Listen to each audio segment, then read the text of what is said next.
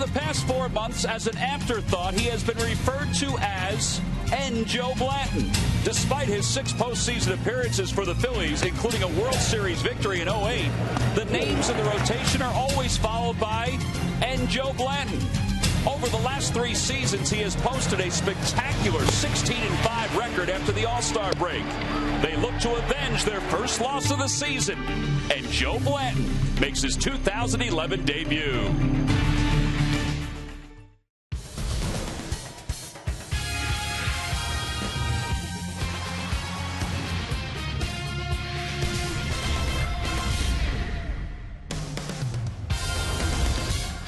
Starters in the books. Number 5 goes tonight. That's right. Joe Blanton will take the baseball for the Phillies as they welcome in the New York Mets for Game 2 of a 3-game series. Hi, everybody. I'm Tom McCarthy, along with Gary Matthews. Wheels will be along a little later on. All right, Sarge, I was talking to Rich Doobie today, and I asked him about the number 5 starter. At this point in the year, a lot of times teams will skip their number 5 starter. But Rich Doobie said there was no way he could do that to Joe Blanton. Well, just because of the effort that Big Joe Blanton gives you daily when he takes that ball. Never misses a start there usually. Take a look at the highlights there. Big Joe Blanton there against the New York Mets. He is at best when he gets that sinker ball down. He gets ground balls. He'll throw that change up. Look how he spotted that ball right there to Reyes. Again, there's a ball that's on the inside part of the plate. Not afraid to pitch up in the zone, too. That's what you really like about him. And how about the effort here? As he goes down there and helping out his own cause there, you really got to like him. Now, when you look here at that graphic, that 25-14 record, ERA is a little bit high, but Tom, again, the effort that he gives you going out, giving his team a chance to win. Well, and great numbers here at Citizens Bank Park, and then also, Sarge, really good numbers in the second half the last 3 years. Well, that's how you judge players, money players, in that second half. Look at that record, 16-5, and that's when you really need your pitchers after that All-Star break. Joe shows up all the time. He has been, again, he will give you an effort to be able to win that ball game. And overall, 37 second-half wins during the career of Joe Blanton and an earned run average of 3.9. That also includes some starts in the American League. So Blanton tonight will be opposed by the guy the Mets considered their number 1, Mike Pelfrey, who was roughed up in his first outing against the Florida Marlins. So it's Game 2 of a 3-game series. Last night, folks captured the Mets offense, which were running all over the base pass, bunting, getting the extra base when they needed it. The lineups in the first pitch when we return.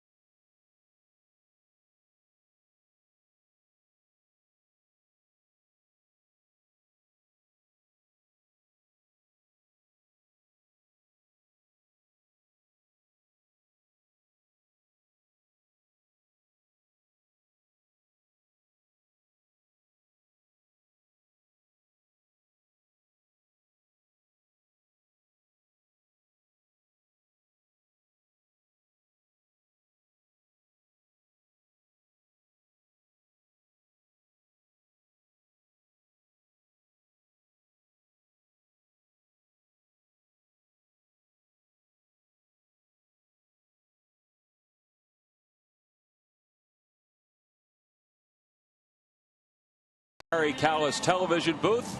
The Phillies and the New York Mets getting set for game 2 of this 3-game series on a much more pleasant night tonight than last night weather-wise. Let's take a look at the starting lineup for the Mets, brought to you by Xfinity, only from Comcast. Leading it off at shortstop is Jose Reyes. Willie Harris makes the start in left field. He'll hit second. David Wright bats third, followed by Carlos Beltran, the right fielder. Angel Pagan slips down to the 5-hole. Ike Davis is the first baseman. He'll bat sixth. And the bottom third of Brad Emis, Josh Tolley, and Mike Pelfrey. And they will face right-hander Joe Blanton, who is making his first start of the year for the Phillies after winning 9 games last year. Wheels. Pretty good number 5 starter there. The numbers on Joe. He's going to give up his hits, but he keeps his walk total down. He'll get some strikeouts. And the key to Joe Blanton is to minimize innings, because I said he will give up hits, but he doesn't usually hurt himself with walks. And almost always pitch 6 or 7 innings and keep you in the ballgame. Here's our Southwest Airlines scouting report on Big Joe from Tennessee. Fastball in that range, but he really needs to be down in the zone, and he's pitched well at time against this New York Mets team. Yeah, in fact, over his last 4 starts against the Mets here at Citizens Bank Park, he's 3-0 with an ERA of 1.27. Time now for our Nissan Keys to the middle game of this 3-game series. Well, make Pelfrey bring the ball up. He is a sinker ball pitcher, and Joe uses his off-speed stuff effectively, and normally he'll pitch well when he can do that. Well, this is game 2 of 18 this year between the Phillies and the Mets. Jose Reyes leads it off. He shows bunt, and we're underway as the pitches take it outside. 1 ball and no strikes. Reyes last night was 2 for 5 with a run scored. He reached on a bunt single. Blanton has had his number, and he's challenging Blanton right off the bat, and Blanton's first play of the night is off the glove of Ryan Howard, so Reyes is aboard, and we'll see how they score that one. Well, that's what Reyes does. When he's healthy and can play the way that he can play, he gives you a lot of problems with that sort of stuff. And obviously that's going to be a base hit because of his great speed. Cole Hamels hurried a play last night. Blanton sees he has no chance if he doesn't rush it. And he really didn't have a good grip on that ball, and he couldn't get much on it. No, and he was close to Howard, so Howard couldn't react and put the glove down to catch it. He tried to backhand it. Here's Willie Harris, who's off to a good start. Harris didn't play last night, and Terry Collins, the manager of the Mets, said it was a very difficult decision not to keep Harris in the lineup in left field because he's hitting .400 this year. This guy has a different swing, though, against left-handed pitchers. And, Terry Collins knows that. I'm sure his staff does. And they want to protect him a little bit, and that's a good way to say it too, and it also gives somebody else a chance to play. Harris, in those years he was with Washington, was a handful for the Phillies. 260 with 6 home runs against the Phillies for his career. And it's no balls and 2 strikes to Harris. Seemed like he would get some big hits at the end of games there. The Phillies and Nationals keep going back and forth. The Phillies would win a lot of the games, but it seemed like they were always close.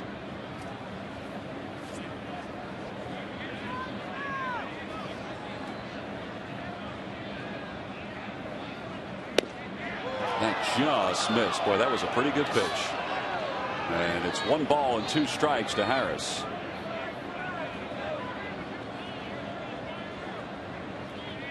Joe Blanton last year at this time was on the disabled list with a strained left oblique. Reyes goes. The pitch is outside. The throw to second. A 1-hopper right past Orr and into center field. Reyes went late. Victorino wasn't ready for it, and Reyes still gets to third. Victorino's footwork was off balance because he thought Reyes was staying at second. That's exactly right. And that's just a careless play. It's one thing for the ball to get bounced up there. Brian Schneider doesn't have much chance to get Reyes when he wants to steal. But, he was staying there at second, and he came up shaking in one hand, as he went head first into the bag. But there he goes. A bunt signal. Now he does this, and he's going to stay there at second.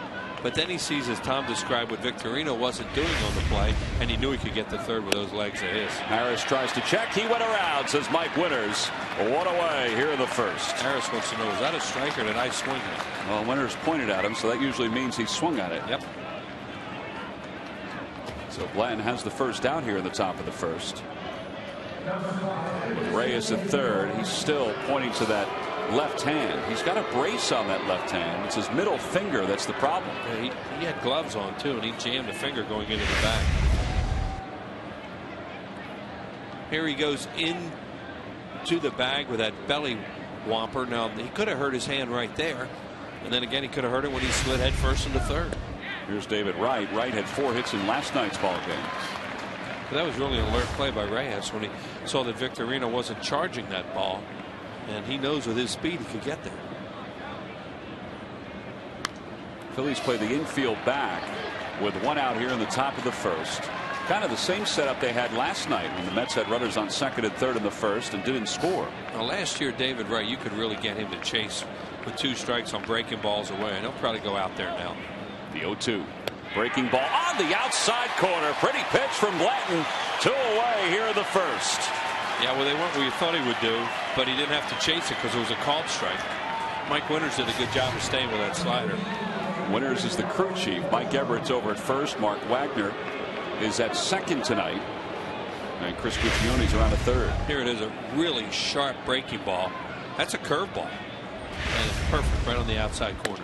Well, here's Carlos Beltran, who was 0 for 4 last night. Beltran 2 for 14 overall. Reyes still at third with 2 away here in the top of the first. And change up by Blanton. 2 balls and no strikes.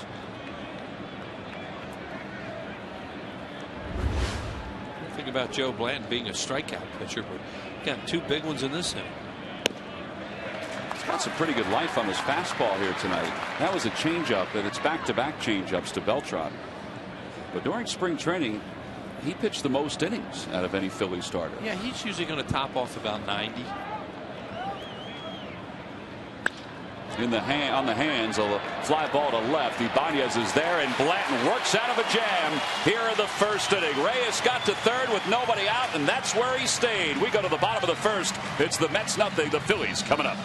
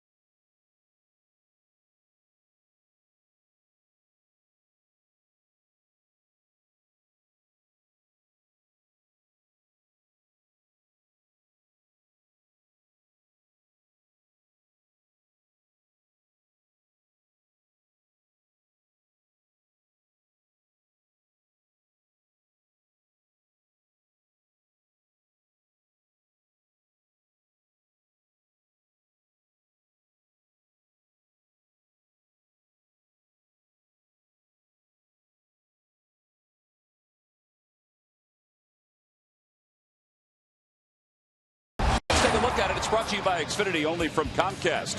Leading it off at center field, Shane Victorino. Placido Polanco bats second, followed by Jimmy Rollins, the shortstop. The middle of the order is Ryan Howard as the cleanup batter. Raul Ibanez, the left fielder, bats fifth.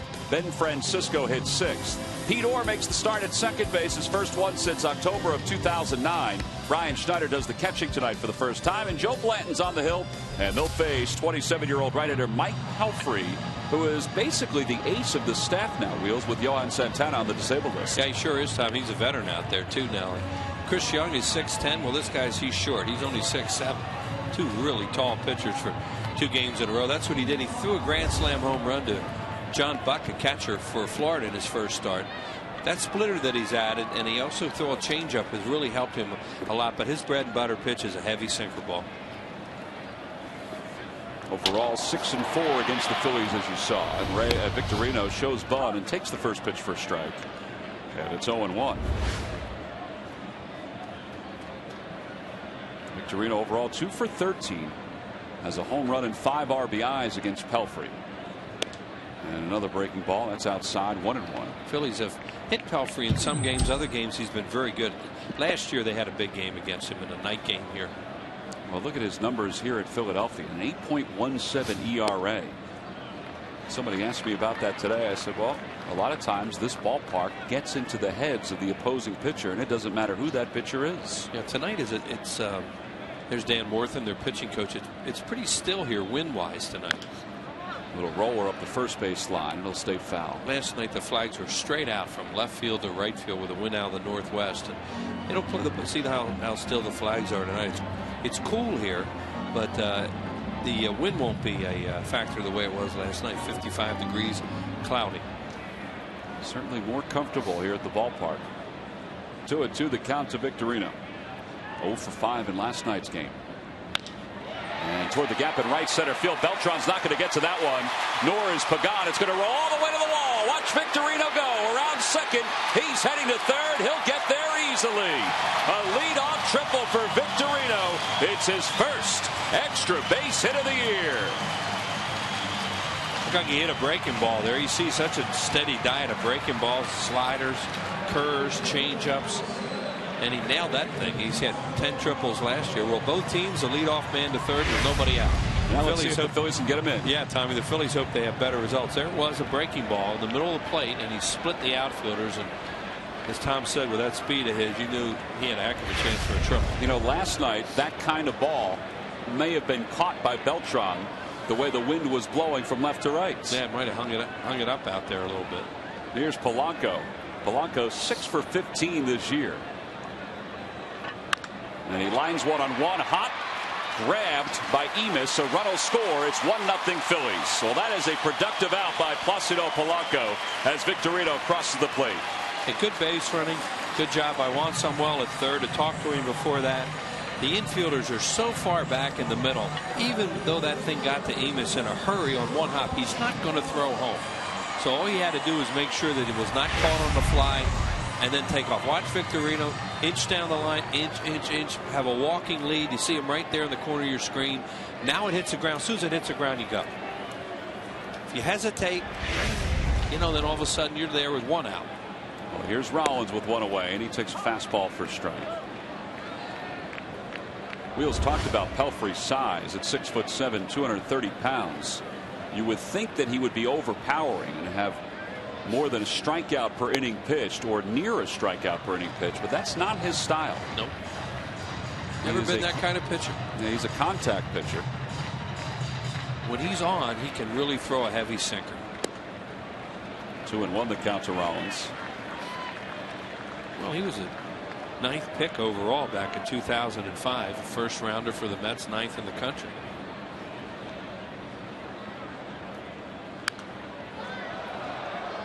Rollins fouls it back to the first row of the Hall of Fame club. Rollins still looking for his first RBI, but he's had a productive first week of the season. The Lucky McDonald's Phillies home run jackpot contestant is Frank Guido of Reading. If the Phillies hit a home run in today's ball game, Frank will win $200. In the air to shallow center. And Pagan started back. Now he comes running in. And he makes the catch. 2 outs. Hey, during the 2011 season, Turkey Hill will contribute $100 for each Phillies victory and 5 cents for each carton of Phillies Grand Slam ice cream sold to support the Phillies youth baseball and softball programs. 2 outs. And here's Ryan Howard. Howard, as we talked about last night, has 28 home runs for his career against the Mets. 6 RBIs among the league leaders, and he scalds one to left center field. Pagan on the run. He can't get it. It's over his glove, and it shoots off the State Farm side, and Howard will pull into second with a 2-out double. That ball really fooled Pagan. I think he thought it was going to carry more and had an upshoot to it, and probably had topspin. Came down in a hurry, and he wasn't able to get to it, and as Tom described it, kicked away out there. A lot of times when the ball kicks off that wall, if it has enough on it, it'll keep rolling along the warning track. Oh yeah, that's triple inside the park type of a ball right there. Now you see Pagan, I don't know what it was. He ran kind of a funny route to it. Either it was hit a lot harder than he thought, or it came down quicker. But it looked like he had a beat on it, but he wasn't even near it. So 1-0 Phillies with a runner in scoring position. Here's Ibanez. Ibanez 4 for 15 so far on the year. As Tolley makes a nice play on that ball in the dirt.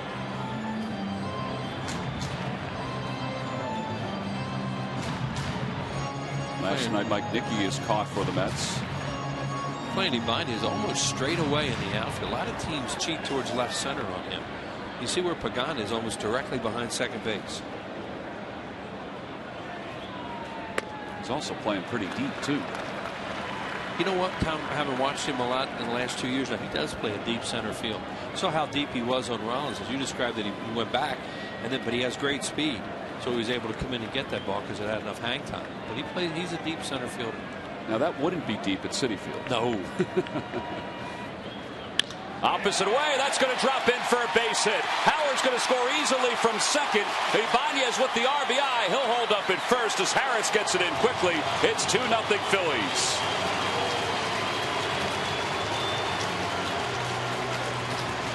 Well, good job by the Phillies here in the first inning. The Mets didn't make the Phillies pay, and the Phillies are making the Mets pay here.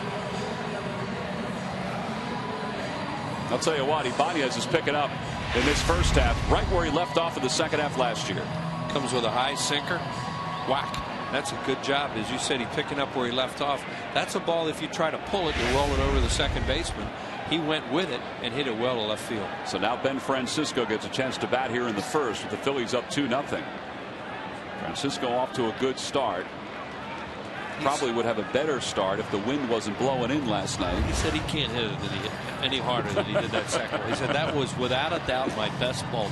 He said, well, we were kind of saying the same thing. And how could you hit it any harder than that?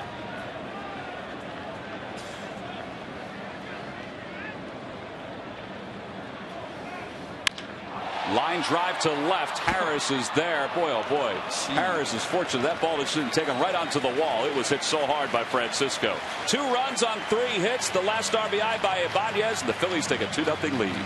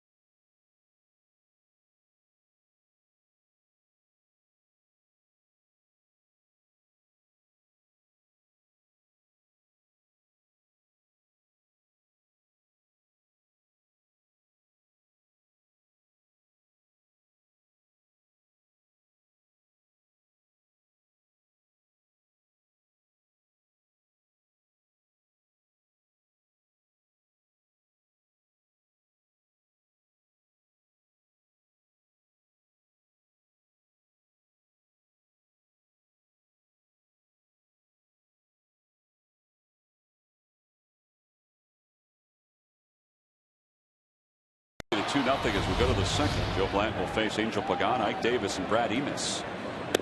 And the first pitch to Pagan is taken down and away, 1-0. Yeah, well, for all intents and purposes, it sure looked like they're going to be behind in this game. Pagan off to a slow start, 2 for 14, but good numbers against Blanton in just 9 at bats.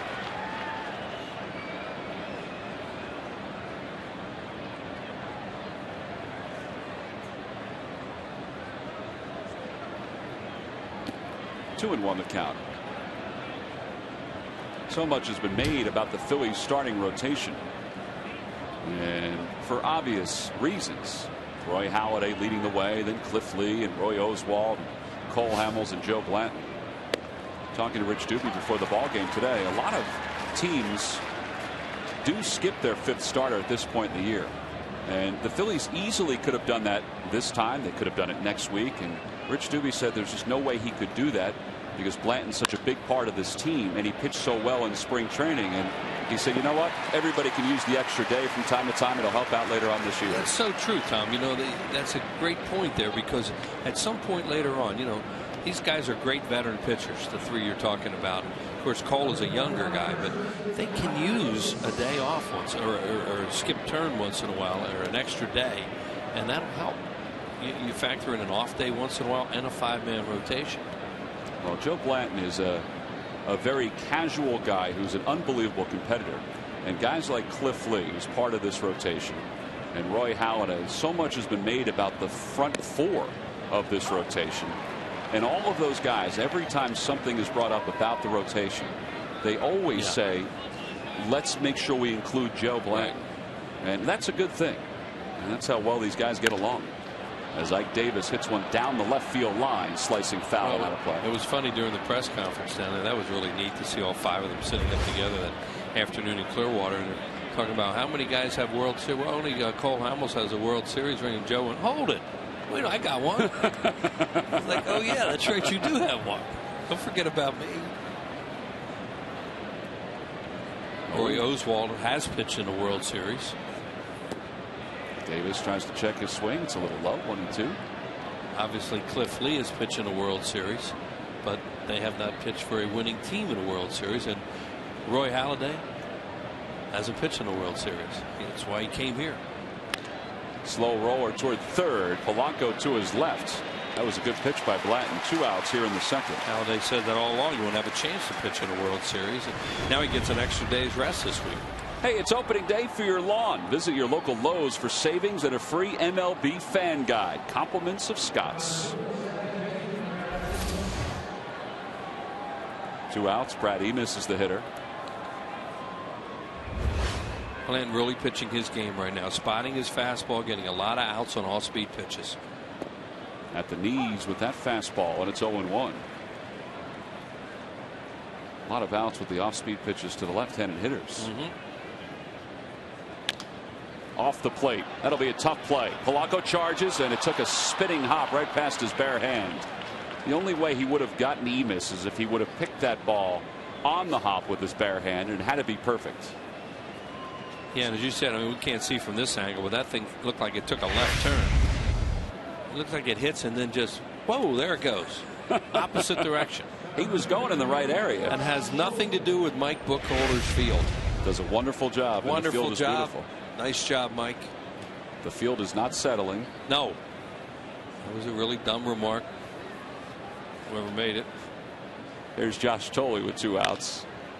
Ground ball to second. To his right is Orr. Short way to second, and the side is retired. No runs. A hit. 1 man left here at the top of the second. We go to the bottom of the second, and that guy, Pete Orr, will lead it off.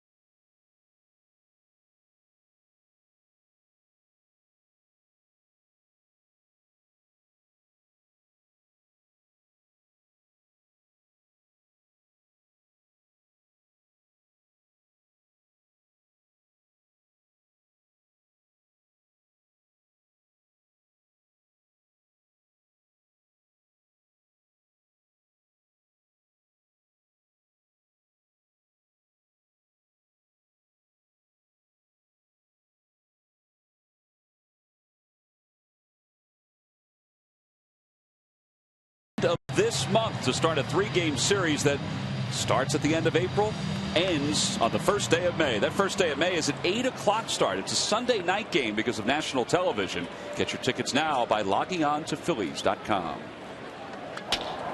Bottom of the second, Pete Orr leads it off. Pete Orr has turned out to be a pretty good story, at least so far here in 2011.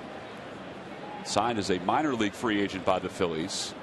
And he hits one back toward the middle. Reyes gets to it. Behind the bag, off balance throw.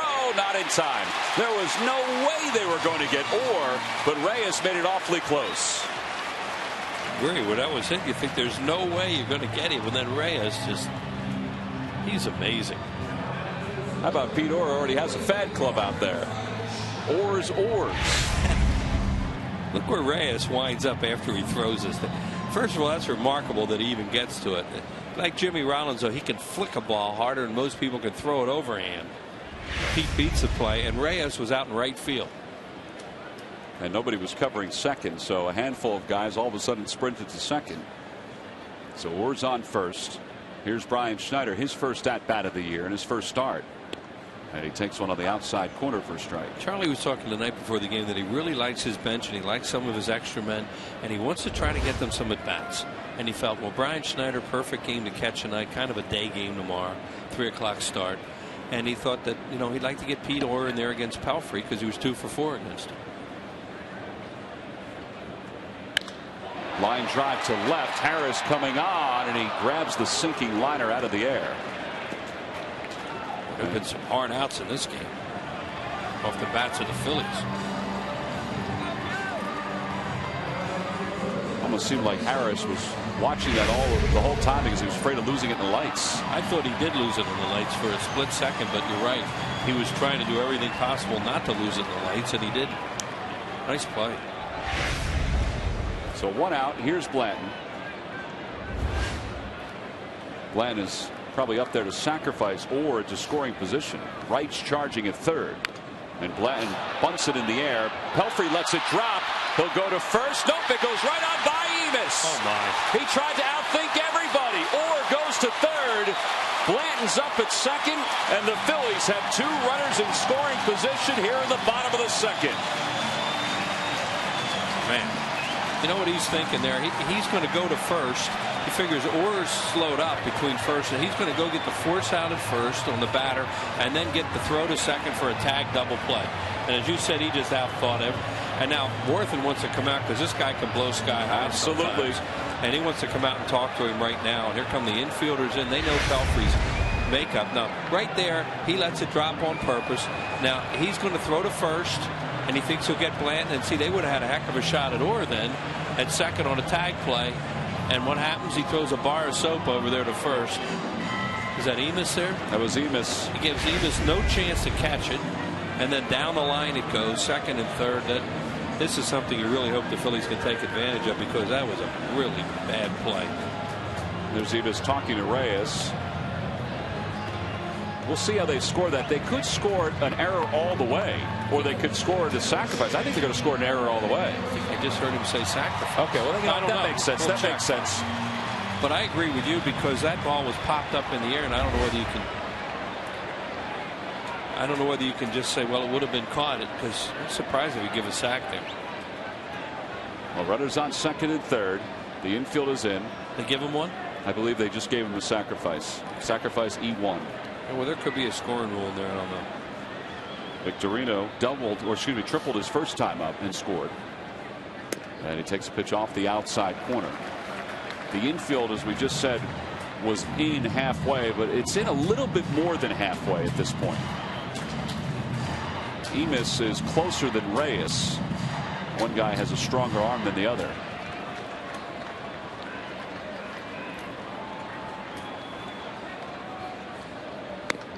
Up high, 2-0. Talk about this ballpark getting in the heads of the opposition.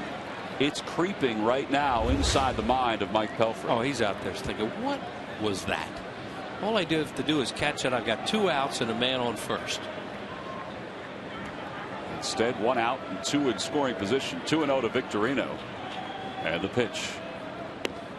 That's over for a strike. It's funny, he didn't even look at Pedor. It was almost like they were yelling first at him, which, you know, at that point, that's okay, too. Just go to first and get the out there, even if you don't get the runner, Pedor, going into second base.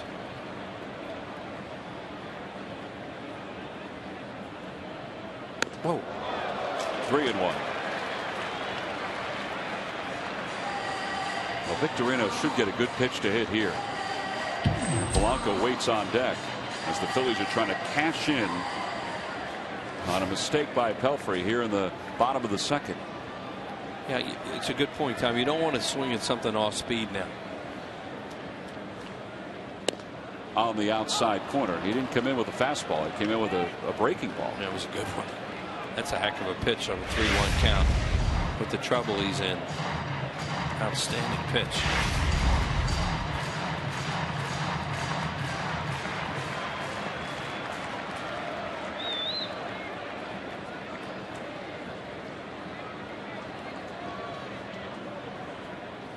Opposite way. Reyes on the backhand. Only play is to first because of the speed of Moore into the direction of that ground ball. A run scores, and it's 3-0 Phillies. Great base running. I almost think they went on contact then.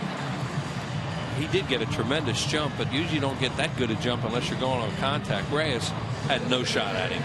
Knew it right away. So the Phils get an extra run here in the second.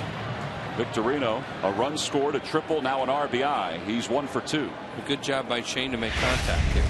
Let's see, is he going contact now? Ball's hit. Yep. Went on contact. Got a tremendous jump off third. Reyes took a look. If he hadn't gone on contact, he's got to play on him if he tries to score. Part of what Charlie Manuel and Greg Gross have been talking about. Just make contact with less than 2 outs and good things can happen. And we just saw something good happen.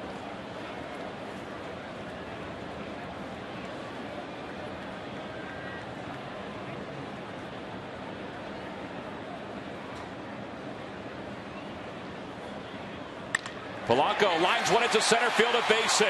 Blanton's to third, will be held there. Pagan got it in quickly. And the Phillies have runners on first and third here in the bottom of the second. Funny, I was looking up some of Joe Blanton's stats, and he scored 8 runs last year, which is, you wonder, what? Cat-like, Wheels. Yeah. So I'm thinking, well, maybe you're going to have a chance of scoring from second, but that ball was just hit too hard. As you said, Pagan got a great jump on it. Juan Samoa just going to run him into contact here. It's a high sinker. Polanco hits it hard. There he is on it. 2 bounces. Comes up throwing. Got to stop him there. But Joe, you know, he can run the bases for a big guy. You wonder how to get on base enough to score 8 times. Worked out a few walks. Well, he had 7 hits last year. Here's Rollins, and he takes a strike. Rollins fly to center his first time up. I was talking to Jimmy last night about his ball in the gap that died, and Beltran tracked it down. I said, boy, you really hit that one hard. He said, that one? Forget about that one. How about the one I hit to center and I didn't get anything out of it? It was pretty hard last night to do anything from the right of center, from the left of center field as we look out there, because everything was just getting knocked down.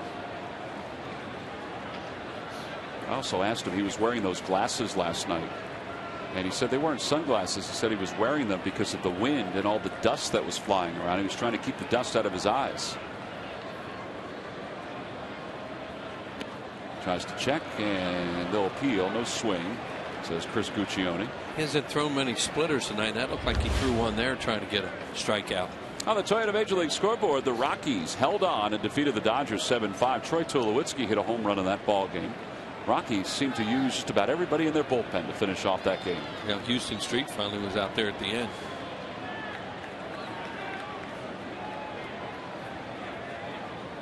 One and two the count to Rollins with runners on first and third. The pitch from Pelfrey. Swing and a miss. He got him. Off speed pitch. And Rollins is retired. The Phillies do get one on 2 hits. They leave 2. We go to the third. It's 3-0 Phils.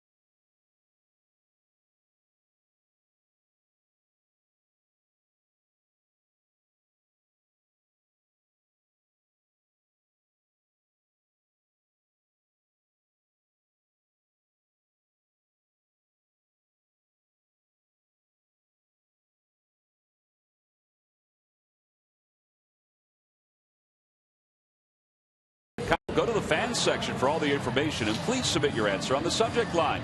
The question is, Wheels, Joe Blanton hit a home run in Game 4 of the 08 World Series off what pitcher? The answer will be revealed in the 7th inning.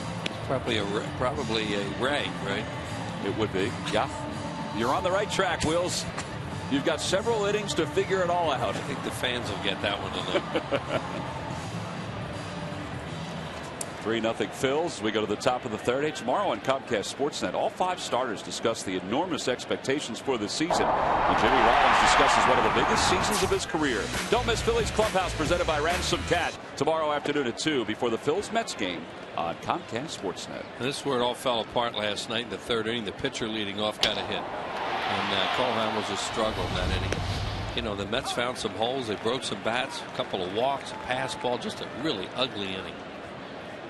Charlie Manuel said he thought that Cole rushed himself during that inning as it went on, that the game sort of sped up for him. I thought that was an interesting point. If you think about it, he was getting the ball, getting back to the mound, firing as fast as he could, and just couldn't settle the game down at all. And the best part that came out of last night is everybody you talked to down there today said he's fine. He's healthy. You know, his stuff was there last night. He couldn't locate his fastball the way he wanted. And everybody seems to think he's going to be just fine, even though he had a tough spring and a tough first start.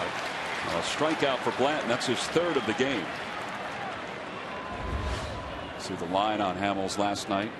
2 2/3, 6 runs, 7 hits, a couple of walks and 3 strikeouts. And statistically, it was one of the worst starts of his career. Well, he'll have a chance to go out those Atlanta Braves and Derek Lowe on Sunday. Here's Reyes, who bunted his last time on, or his last time up, and the count is 0-1. See the way the infield is set up. Polanco and Howard both cheating in a little. Gives you a lot of room to slap balls the other way or pull one. Well, now they could step back with 2 strikes on the board.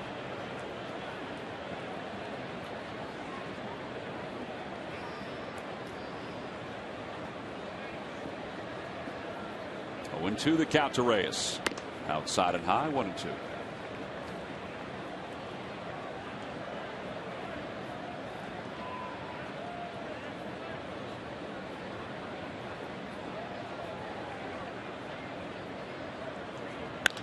In the air to left field. Ibanez was playing shallow. He goes back and under it. And there are 2 outs. On the Toyota Major League scoreboard, the White Sox edge the Royals 10-7. Carlos Quentin's having a heck of a start for Chicago. 4 for 6, a home run and a double. Look at that ballpark out in Kansas City. It is totally different than the way it looked 2 years ago. They make changes, it seems, every year to that ballpark. Just, I remember seeing the highlights at first. And I thought, where are they playing? Were they still, did they have to stay in Florida for for a couple of, or in Arizona in their case? Willie Harris, the hitter. Harris out in front. Always used to looking out there and seeing that wide expanse in center field with a waterfall and all. And they're still out there, but there's seats closing in on them now. Very different looking. A lot of seats behind home plate out there too. 1-1 the count to Harris. Line drive, 1 hopper past Orr into right center field. Francisco gets to it quickly. He'll hold Harris to a single.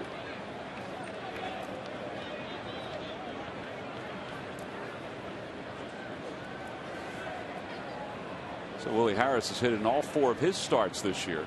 And he's aboard for right.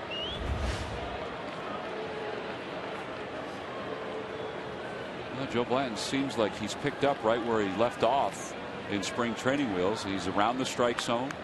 He's got good velocity on his fastball, and his changeup has been good. And he talked a lot in spring training about working on his curveball too, and he got a big strikeout at David Wright on a curveball in the first inning. Looking. Well, there's a fastball to start this at bat. It's 0-1.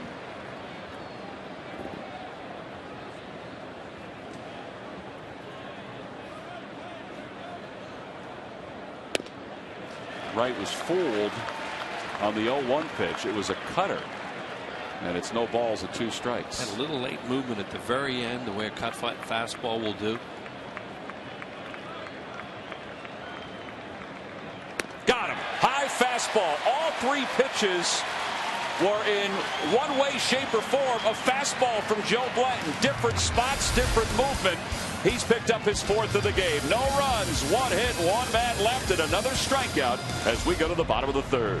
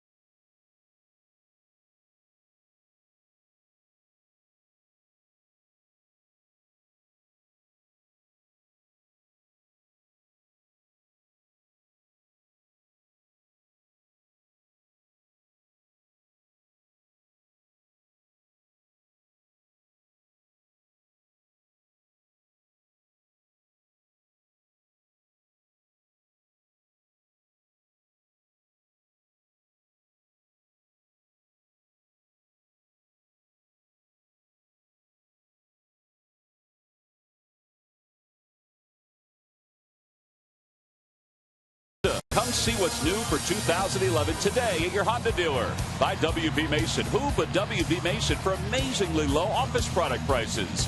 And by Southwest Airlines. Southwest Airlines new Rapid Rewards. Unlimited reward seats and no blackout dates.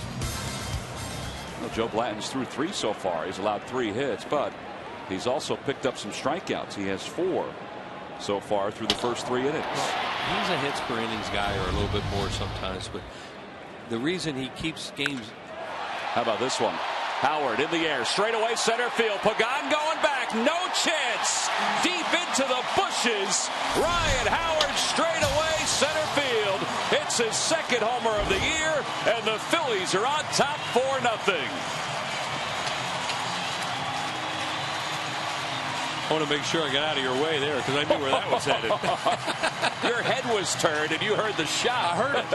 I heard it. And I looked up and I said, "Well, that looks like an 8-iron flying out there."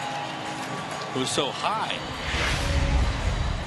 They had a breaking ball too, it looked like, and that baby was way up in the air and into the shrubbery. And Frank Guido of Reading, PA, you've just won $200 courtesy of the McDonald's home run jackpot. And Ryan Howard, career home run number 255 as he closes in on Del Ennis and 2nd place all time in Phillies history. That just sounded like a home run. Oh, yeah. Guys like him, it just makes a different sound when they hit them. So 4-0 Phillies here in the bottom of the 3rd.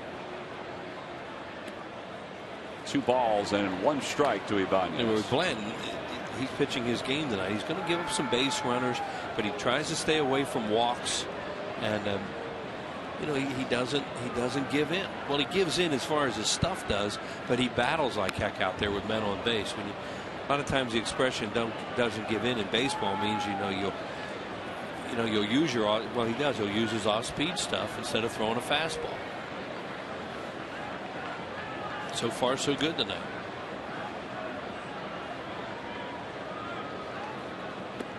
Inside and low, 3-2 to Ibanez. Raul singled homer run his first time up. Pelfrey's given up 6 hits and 4 runs so far in 2+ innings of work. I think he likes this place. Back toward the middle. That's a scorcher. Ibanez is 2 for 2. It's his 4th hit of the series.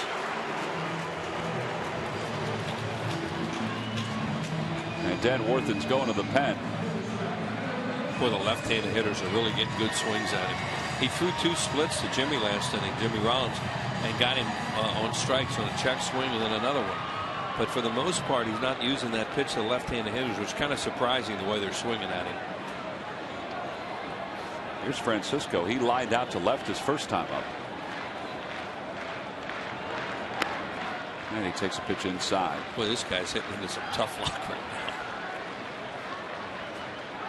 now. Taylor Buchholz up and throwing in the pen. Springfield, Delaware County High School. Former Philly draft pick. Springfield Delco.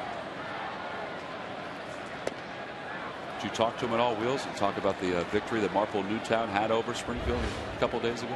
Is that they beat him in baseball? Yeah. No. But that used to be a great rivalry when I was there with Lou Bonder at Marple Newtown and Harry Ace Bell at Springfield. Two really good coaches. Outside and high, 3-0. Buchholz went to the same high school that produced Mike Socia.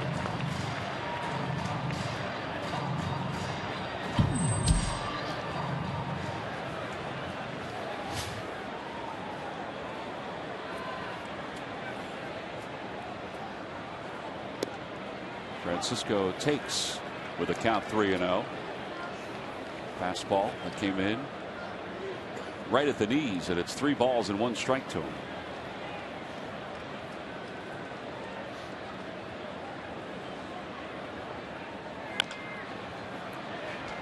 Francisco's due to get a bleeder somewhere. He deserves a broken bat head or something that just kind of dribbles through the infield.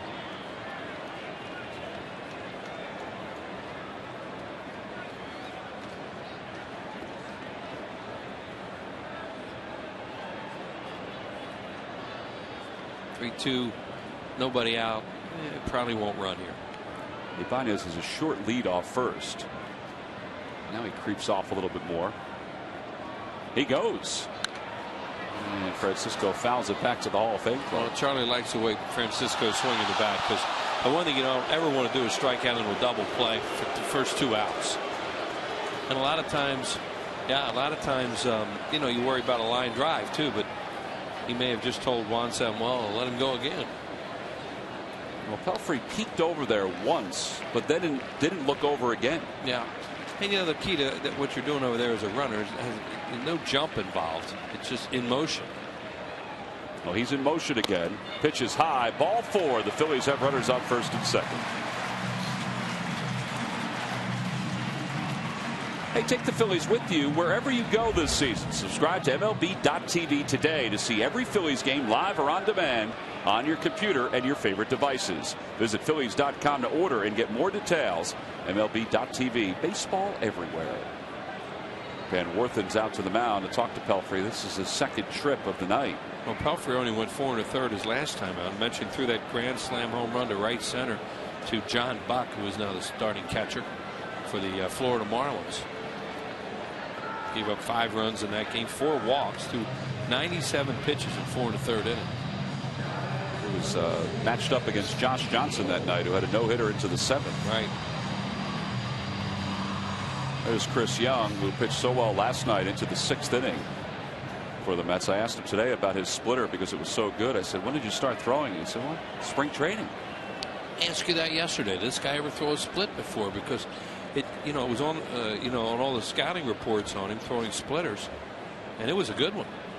Pete Orr is the batter, and Orr swings at the first pitch and fouls it back. What was your mind? I always thought of him as a fastball, breaking ball, changeup type of guy.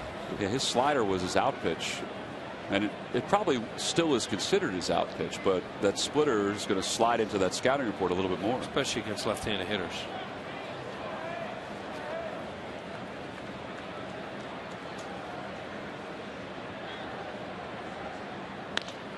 Off the end of the bat, a flare to left. Reyes goes out. Harris comes in. Reyes just looked at Harris and wondered where he was. The throw to third, off the glove of right, and everybody's safe.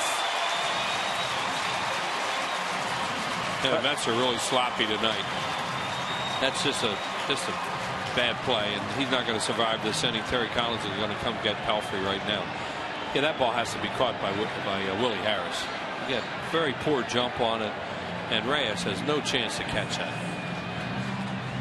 So a pitching change here at Citizens Bank Park. The Phillies with the bases loaded and nobody out. Taylor Buchholz is coming in. And Mike Pelfrey's evening has come to a close very early. This is a nice bounce back so far for the Phillies. With nobody out here in the 3rd, they have the bases juiced. We have an AT&T call to the bullpen. We'll be back after this.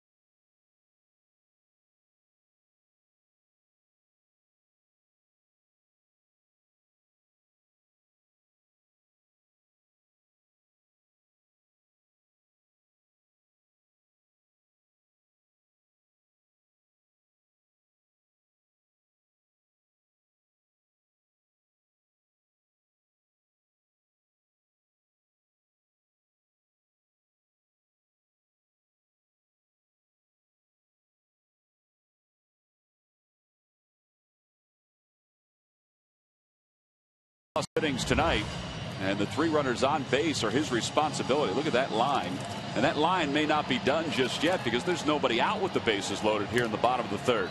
So a good night for the Phillies so far. Now let's see if they can take advantage even more. As Taylor Buchholz coming back from Tommy John surgery, it's taken him a little longer to bounce back. He was turning himself into a pretty good relief pitcher before Tommy John surgery. He was at Colorado for a while. Of course, he was traded originally to Houston in the Billy Wagner deal. So he's on with the bases loaded, nobody out. Brian Schneider is the batter here in the home 3rd.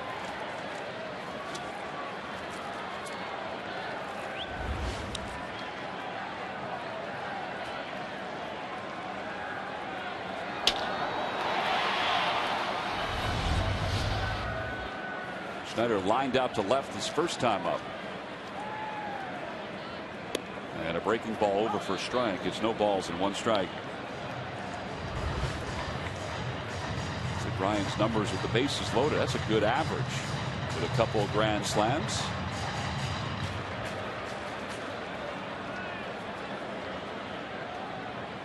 Mets play the infield at double play depth with nobody out. And a little low, 1-1. Brian Schneider grew up in Northampton, PA, gets a chance to play for the Phillies. Taylor Buchholz, drafted by the Phillies, grew up in Springfield. And when he was asked about coming back here to Citizens Bank Park and pitching for the Mets, you know, wearing the uniform of one of the Phillies' biggest rivals, he said, yeah, I guess it is going to be kind of weird. But he said, I'm just excited about having a uniform to wear and being healthy. Yeah, he had a great arm. You know, the Phillies, he was one of those kids that they really didn't want to deal. But, you know, they had a chance to get Billy Wagner, and that was when they were really starting to turn things around and become a good team.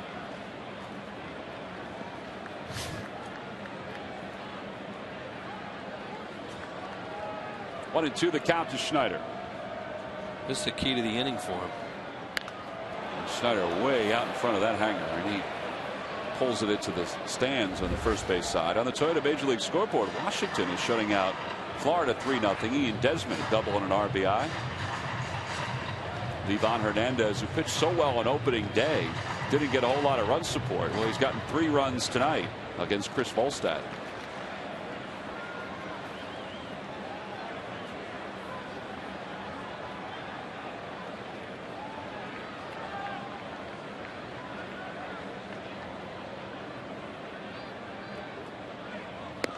And a good off-speed pitch. Schneider's out in front and down on strikes. See, that's what we mean.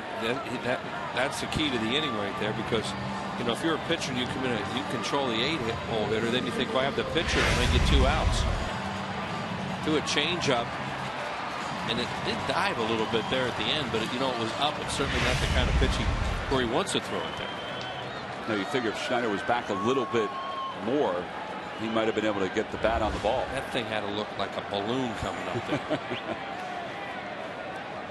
Well, Blanton bunted his last time up, but wound up reaching on an error by Pelfrey. Batting with the bases loaded, the corners up, the middle back, and he takes a breaking ball off the outside corner.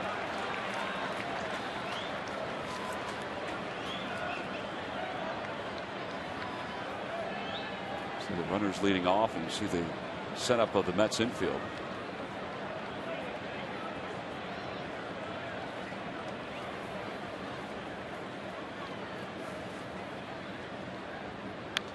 Well, he got a piece of it, and it's 1-1. Joe is aggressive. He likes to hit, especially when he saw a fastball.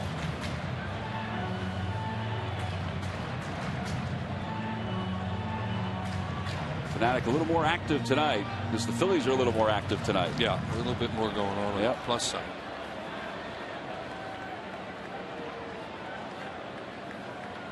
Well, they'd sure like to make something happen here, even though you're at the bottom of the order when the Mets made that miscue in the outfield. Outside, 2-1.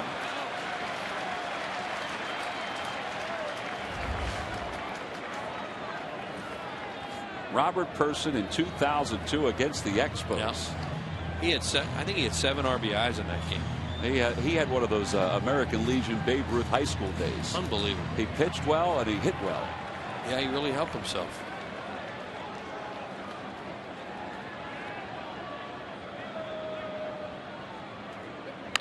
Chopper toward third, right past right down the left field line. Ibanez scores. Here comes Francisco.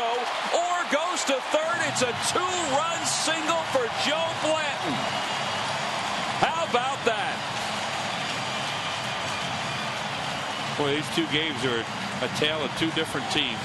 One night it's the Mets night. Right now it's the Phillies night. Remember last night you were talking about the Mets base running, how good it was. They went from first to third on a ball to left. Well, Blanton hits the ball to left and Orr goes first to third after 2-run score. Yeah, it was good base running that set that inning up for the Mets last night. David Wright is playing way off the line, and that makes sense because he's thinking, well, he's not going to pull this guy. No chance. And Joe did just that. He pulled it. Takes a big turn. He said, "Oh, get me a don't know. I better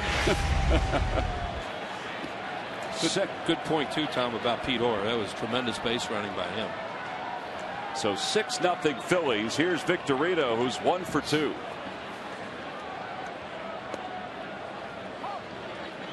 So just want to look like Taylor Buchholz may have a chance to get out of this thing if he can get the pitcher out and then face Victorino with 2 outs.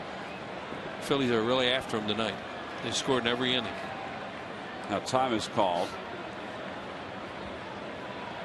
Josh Tolley wanted to move Ike Davis behind Blanton.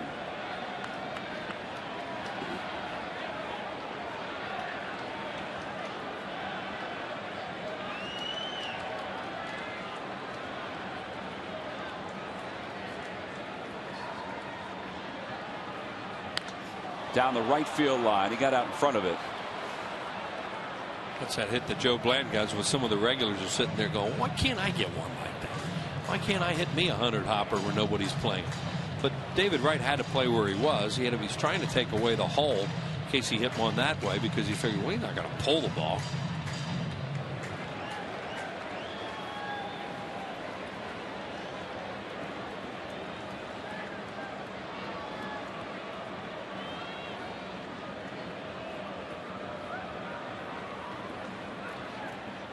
And a breaking ball called strike 3. It's a pretty good hook by Buchholz. Had 2 straight games now where the pitcher has been a big factor for a team in the 3rd inning.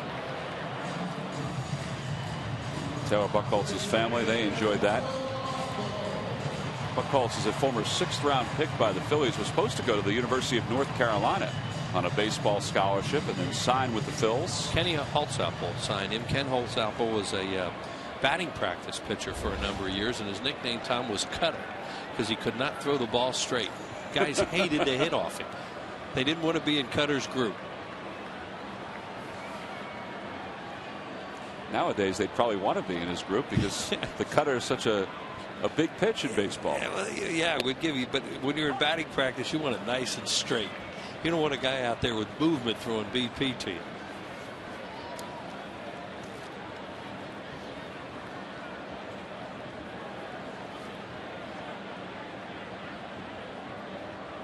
And 1 the count to Polanco. Polanco 1 for 2.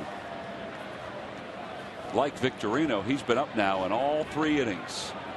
That's a productive night. Yeah, this is you get your scorebook out from last night. This looks like what the Mets did to the Phillies, and the score's the same.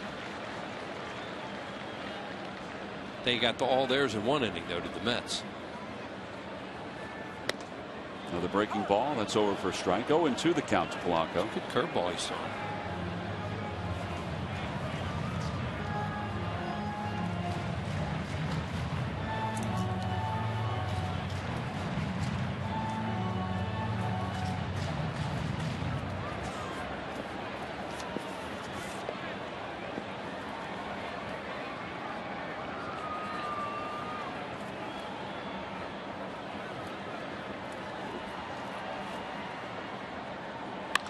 Polanco flares it to right center field. It'll drop in for a base hit. Orr scores, and the Phillies lead it 7-0. Boy, this is a nice inning for the Phillies. Yeah, it really is. I mean, they've taken advantage of some stuff the Mets have done. They've hit them hard. They've hit them soft. I'm saying it just reminds you of the game last night. Only this one's more fun to watch. Well, the book is closed on Mike Pelfrey. 7 runs, 6 earns.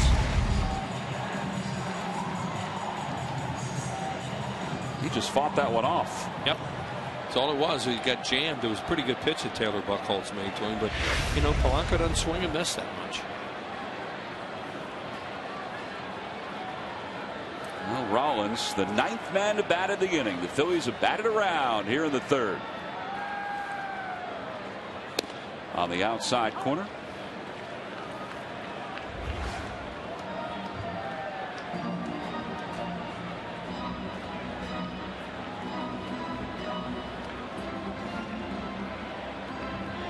No balls and 1 strike to count to Rollins. Hitless in 2 at-bats.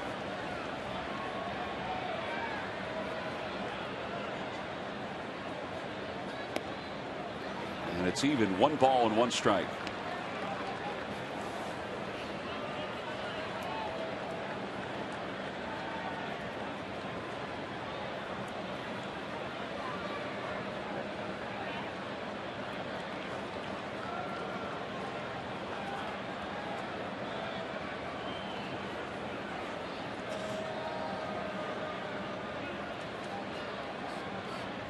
Rollins out in front, and it's 1-2. Well, he's seeing a lot of splits and changeups with these right-handers. He's swinging so well, you would think that he'd be able to stay back a little bit and make some contact.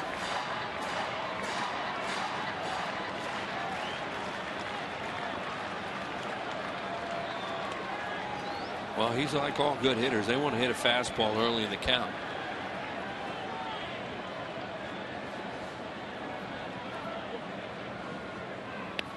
In the dirt, 2-2. Rollins enters tonight's ball game with 997 career runs. If he reaches 1,000, and he should soon, be the 310th player in Major League Baseball history to reach that number. There've been a lot of major leaguers, and to be one of 310 may not sound like a big deal. That's a big deal. Well, he has a lot of impressive things to throw up when you figure this is the most valuable player, too. 2-2 the count to Rollins, and the pitch. Swing and a miss. He got him out in front of a breaking ball. Buchholz picks up 3 strikeouts in the inning, but the Phillies bat around. Ryan Howard started this rally, turned out to be a 4-run inning for the Phillies. His 2nd home run of the season, deep into the bushes as we go to the 4th.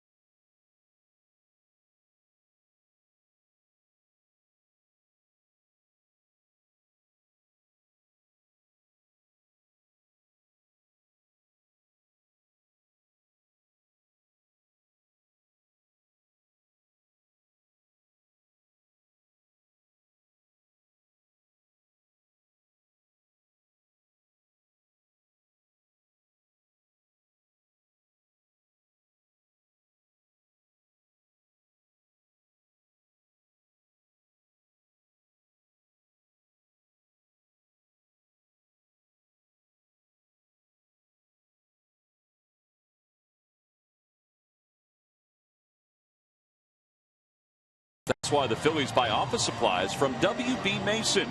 For amazingly low prices on office supplies, furniture, cleaning supplies, kitchen snacks, and Green Mountain coffee.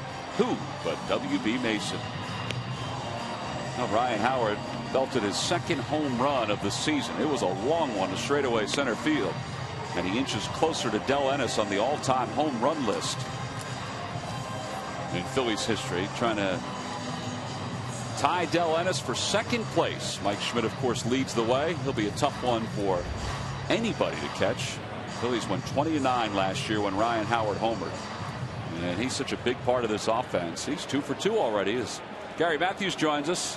You must have liked that swing, Sarge. Like the way he's hitting the ball hard, staying through the ball, and when he hits it to center field, you know that he is right with his stroke. Carlos Beltran leads it off for the Mets here in the top of the 4th, and Joe Blanton fires a strike, and it's 0-1. Beltran flied out to left his first time up, and he lines that pitch foul, and it's 0-2. That fly ball to left was a big out in the first because it got Blanton out of a jam after Reyes reached, went to second on a stolen base and third on a throwing error, all before Blanton retired his first batter as he hits Beltran.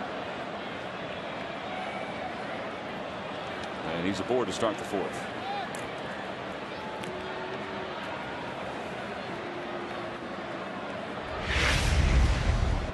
Looks like this breaking ball bounces and then hits him. It looks like right on that front foot.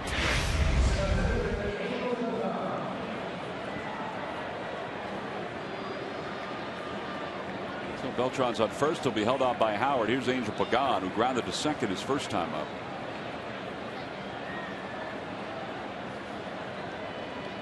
Mets have had a base runner at each inning so far. But really the only time Blanton was in trouble was that first.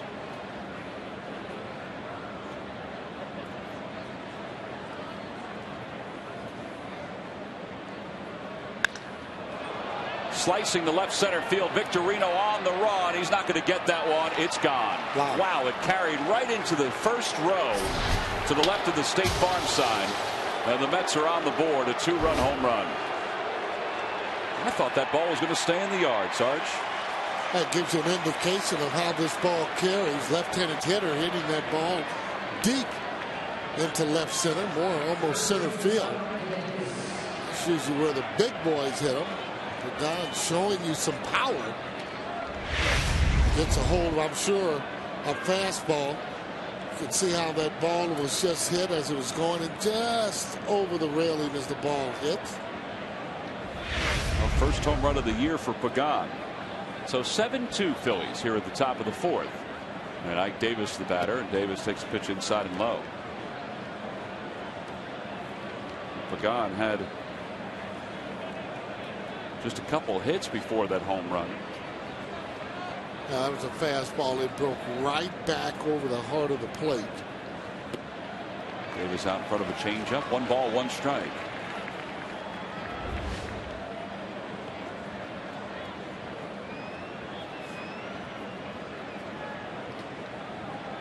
Ike Davis last year in his rookie year hit 19 home runs at 71 RBIs for the Mets.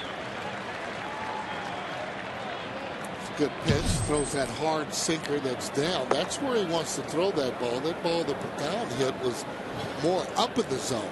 He'll have a lot more success with that ball down. 2-2 the count. Just got a glimpse at Pedro Beato, who's loosening in the pain for the Mets. Blanton with 51 pitches and nobody out here in the 4th.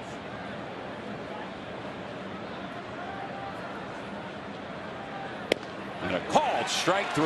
Davis knew it right at the knees. 1 away. Well, you can see the movement on that pitch that was down. Just a great pitch. Nothing that a hitter can do. Starts inside, moves away, all the way on the outside part of the plate. But he's got a lot of movement on his pitches so far tonight. Brad Emis hits one back toward the middle. Rollins dives, knocks it down, and that'll be a base hit. Emis has 2 hits.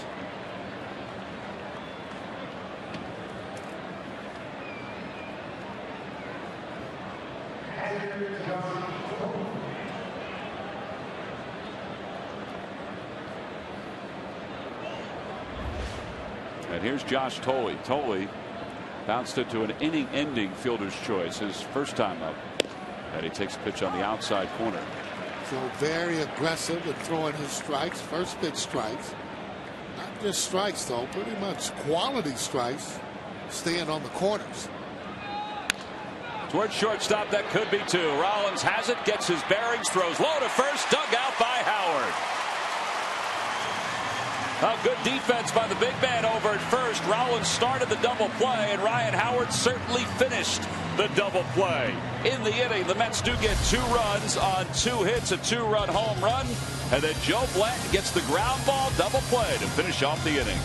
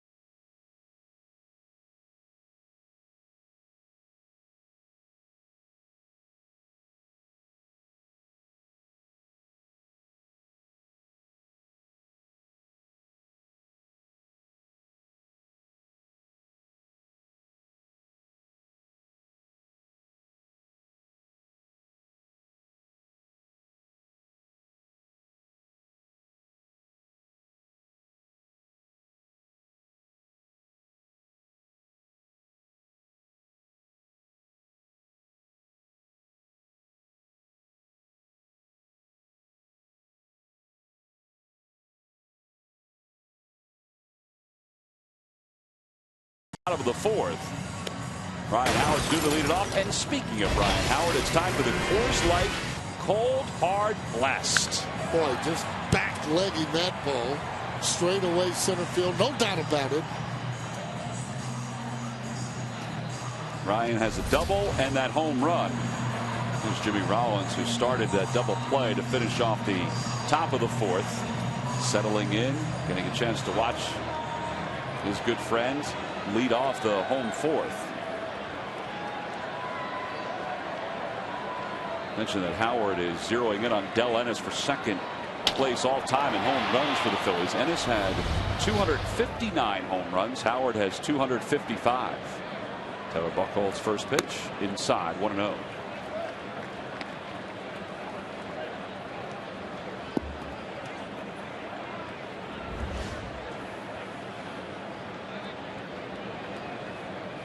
Good numbers to start the year for Howard.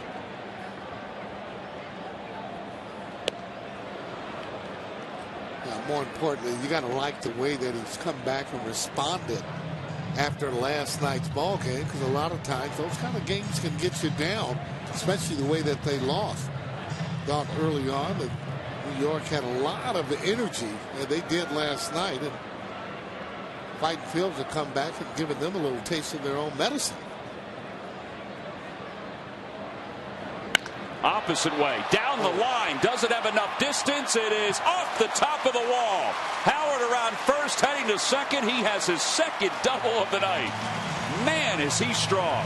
Well, boy, he's got a little smile on his face as he almost took the left field wall down as he hit the ball so hard. One of the reasons Charlie really likes him, he'll talk about the big piece, and when he's hitting the ball, he does damage. He just doesn't hit singles. And take a look at this. So strong, hits the ball the other way. That's why he doesn't even have to try to pull any of the balls. He doesn't stride, hitting on his back foot. Ball going off the wall there. A little bit higher, the ball would have been a home run. Wonder what he had for breakfast here. You think he needed to have a little bit more? Well, just a little bit. Maybe another little half a glass of orange juice or something. Yeah, he certainly had enough distance. It was a matter of the height. Yeah, when they're hit like that, outfielder just has to go for the angle, because you know you're not going to catch up with it. Here's Ibanez. Ibanez 2 for 2, and he takes a fastball for strike 1. Yeah, here's another one that's been hitting that ball hard and really taking a look at his pitches. Been taking a lot of first pitch strikes. being able to come back and serve singles and hitting the ball hard.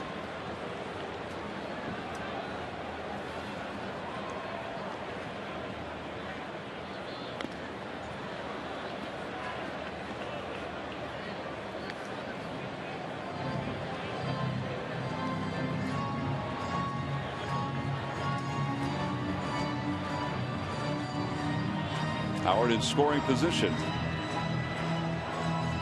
Phillies have had a ton of base runners tonight.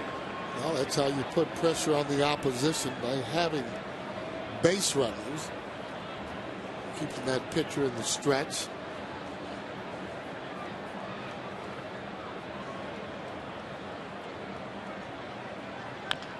Little dribbler to the right of the mound. Buchholz gives a look at Howard. And Ibanez is retired. One away. Phillies baseball is brought to you by the Quality Plus Ford stores. By Citizens Bank, we're for homes. Talk to us today about how we can help guide you to the loan that's right for you. And by Chevrolet. See your local Chevy dealer. Visit ChevyDealer.com. Pretty good base running there by Ryan Howard. I was surprised Buchholz even gave him a look. Well, he looked, but he didn't see him. He looked back and he didn't see him, and he kept running. He took the easy out. Infield is in halfway for the Mets with Francisco at the plate, and he lays off a breaking ball. Good hard breaking ball he has. Good curveball.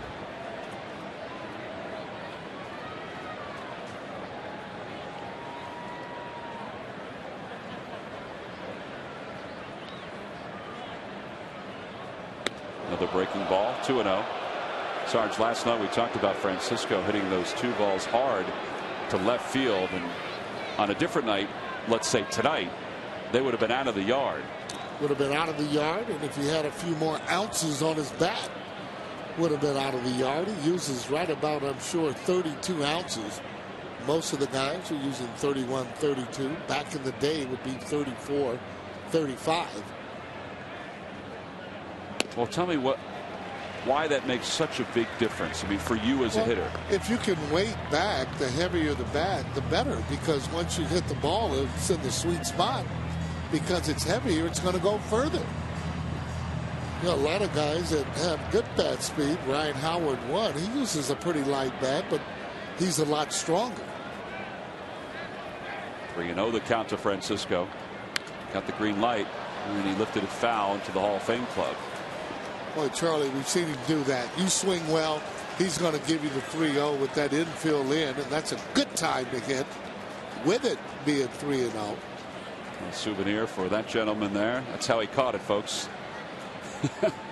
It's okay. He got it. Francisco talked about he hit that ball last night right on the sweet spot, and he thought it was going to go.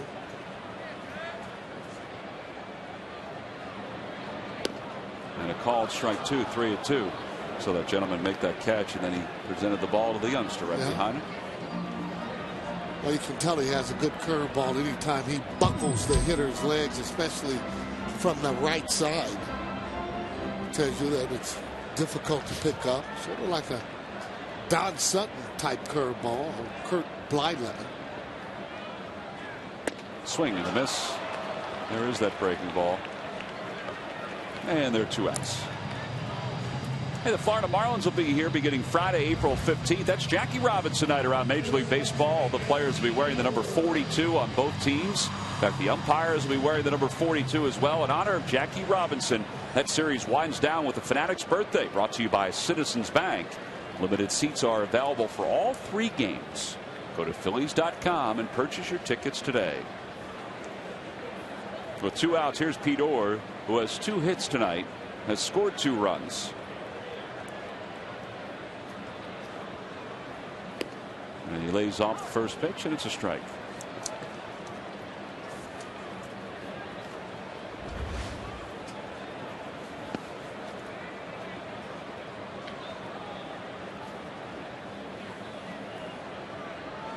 Phillies are 5 for 13 with runners in scoring position so far in this game.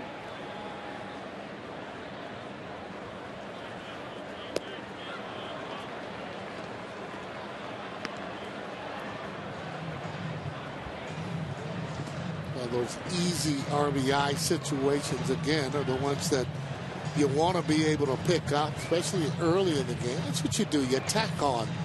Doesn't have to have a base hit. Francisco had a great opportunity, 3-0.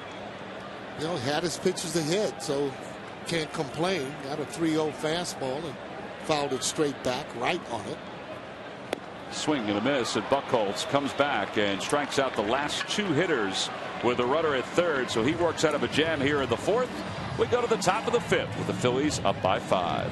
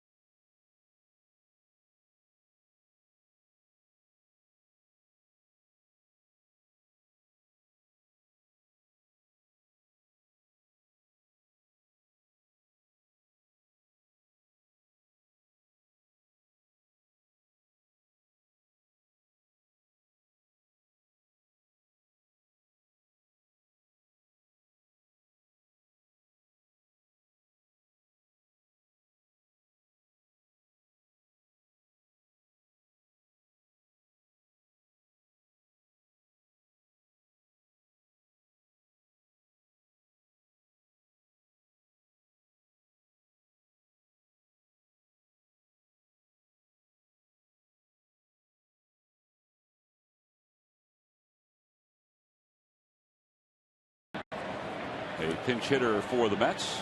Taylor Buchholz's night is done. And the first pitch by Blanton is off the outside corner. Murphy pitch hit in last night's ball game. He's 1 for 5 overall.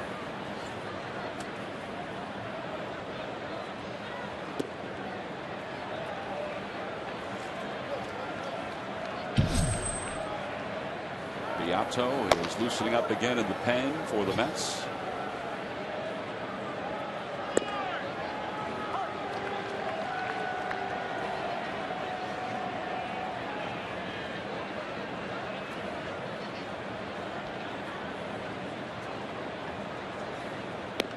Good off-speed pitch. 2-2 the count. I think that's the pitch to me that's gotten better and better for Blanton as we take a look at the Toyota Major League scoreboard. The Brewers, who shut out the Braves last night, winning again in the bottom of the first tonight. And a called strike 3. I got to tell you, he's doing some serious painting there himself as he hits that outside corner there. Movement on it. Look at that fastball. Nothing that the hitter can do as he takes a look at it. Joe Blanton on his game here tonight. Well, I was saying about the changeup, Sarge. To me, the last year or so, and it's not always this case with Blanton on the mound, but a lot of times, particularly with these lefties, that changeup has really been a very good pitch. Well, that's what you need. You need that off-speed pitch for that left-hander if you're a right-handed pitcher. Yes, they do see your ball a little bit better. So you need to make sure that you're able to have something off speed to get them off of your fastball. Opposite way for Reyes. Ibanez on the run. Out to the warning track. He's not going to get to it. A hop off the wall and over his head. Reyes around second, and he puts the brakes on. A 1-out double. Well, that's a little bit of power. Ibanez playing Reyes, well, I would say kind of shallow. He got good wood on the ball. Another ball he gets up in the zone. Every time he does it, they hit the ball hard, and you can see he just couldn't get back to get that ball. Well, Reyes is just kind of like a little thorn in your side. I mean, he's very pesky. Makes the New York Mets really go. He's playing well, so are they. Well, it's his second double of the year. Here's Harris. He takes a breaking ball for a strike. And he'll still, you know, he's not afraid to steal bases at any time. Has excellent speed.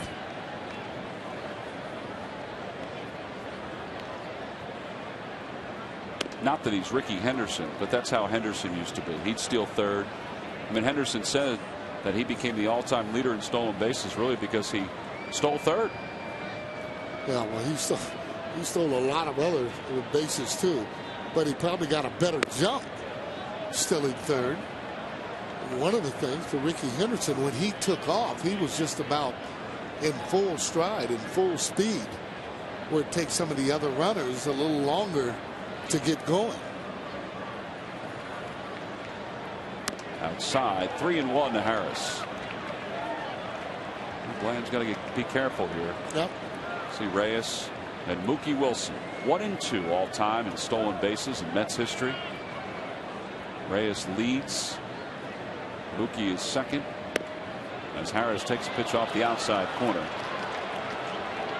It looked like Blanton kind of wanted that pitch, or maybe he felt it was a little bit outside. Still getting movement, and again, don't want to pitch out over the plate. Hey fans, next time you want to catch a Phils game, head to StubHub, where you'll find the seats you want and the freedom to choose where you want to sit. StubHub is the official fan-to-fan ticket marketplace of the Phillies. One out. David Wright is the hitter. Wright's 0 for 2. Blanton's gotten him twice. Once looking, once swinging. And he lays off the first pitch breaking ball. Couldn't get David out, pitching him hard in last night and left the ball out over the plate. Fighting Phil's paid for it.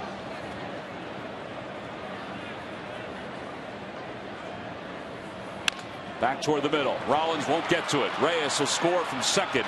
Victorino gets to it quickly. The throw under the glove of Ryan Howard, and it's a 7-3 ball game.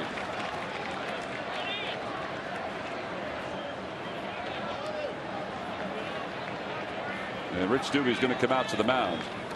Well, this lead for the Phillies, which was 7-0, is now 7-3.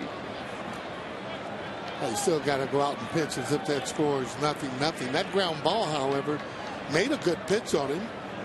Might just fought that through the hole. Could have easily have been a double play. If you take a look at the bullpen, Rich Doobie just slowing him down a little bit. That ball come in on him. He's been throwing him in, and he's looking for that ball in as Victorino comes in. Makes a hard toss.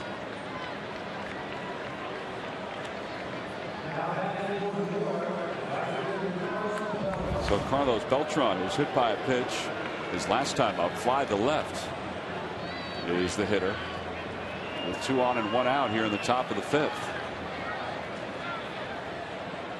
Back toward the middle again, another base hit. Harris around third. He's heading home. Victorino's throw will go to the cutoff man, and it's now a 7-4 ball game, and the tying run is coming to the plate for the Mets. Yeah, but Joe needs to be a little careful. Sometimes he'll get in the mode where he starts throwing strikes first pitch. Nothing wrong with that, but it's got to be quality strikes. Can't just throw that ball down that middle. Made a good pitch on right. That pitch seemed to catch a little bit more middle of the plate. You see that? And it's up. Once he gets that ball up, hitters are able to take a pretty good hack at him. They've been hitting the ball. He needs to get that ball down some to get the ground balls. Well, here's Pagan, who homered his last time up, and you see Blanton's pitch count at 70 pitches with 1 out here in the 5th. And Pagan takes a strike. It's 0-1. McBillmeyer took the phone call from Rich Doobie. Somebody's going to start to get up and throwing. I think Antonio Bastardo is pulling the jacket off and the sweatshirt for the Phillies. Baez was up a moment ago. Line drive just past Jimmy Rollins into left field. Wright holds up at third, and the bases are now loaded. Wow. But notice one thing, though. All those pitches have been up in the zone. Major league hitters will hit any of those pitches that will be up in the zone. Looking for a ground ball double play. Look at that one as it stays right up in the zone. If it's down, he won't be able to reach it. J-Will almost caught that ball. Pagan hitting that ball so hard, though, as it gets by him. Bastardo starting to heat up in the bullpen. Sarge, how does he get the ball down in the zone? Well, he's been getting on top, and this ball has been getting a lot of movement. Sometimes when pitchers don't get on top. On the hands down the right field line. That's dropping in for a base hit. 3 runs may score on this one. 2 are going to score. Now Pagan's held at third. It's a 7-6 game. Wow.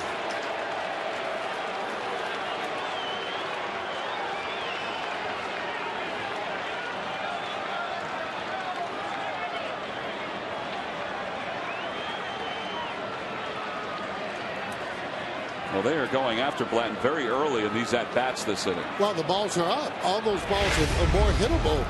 Look where this ball is. Every single one of those balls have been up in the zone. Again, he made a good pitch on right. Had a chance for a double play. Wouldn't be in this mess, but this is where he is. Emis offers at the first one. They appeal. No swings as the first base umpire, Mike Everett. 1-0 the count.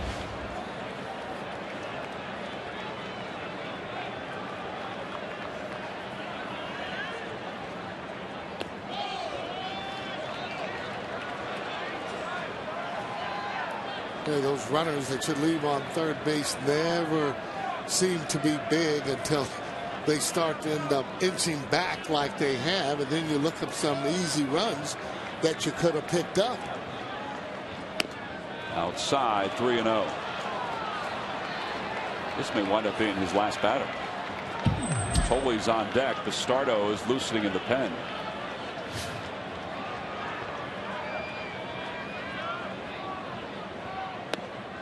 Ball 4. The bases are loaded. Joe staring in. He wanted that pitch there. 3-0. It could be a pretty good pitch. Might have been a little bit down there. Charlie seems to be getting ready to come out now. Well, the Mets have batted around, and Charlie Manuel is going to make a double switch. He's going out to talk to Mike Winters, the home plate umpire.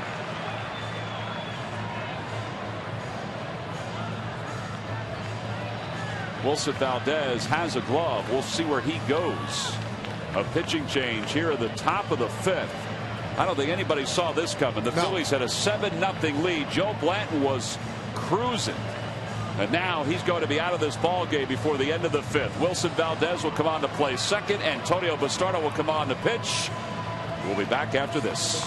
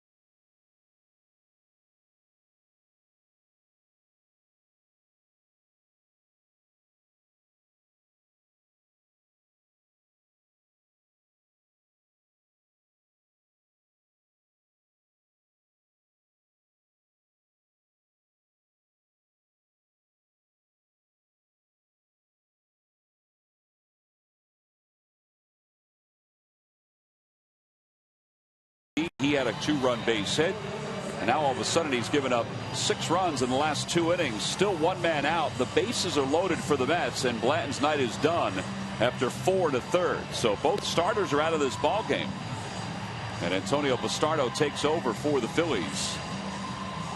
here at the top of the fifth. Bastardo's appeared in just one game, and it was last night against the Mets. He had one strikeout, an inning of work. He'll bat seventh, and Wilson Valdez comes into the ballgame to play second base, and he'll hit ninth. There's Wilson. So the bases are loaded. Pagan's on third. Davis is on second. Emis is at first. And Josh Tolle is the batter. The Phillies set up to try to turn two and get out of this jam. And Bastardo delivers a strike, and it's 0-1. Daniel Murphy, who started this inning as a pinch hitter, he struck out. Well, he's on deck again.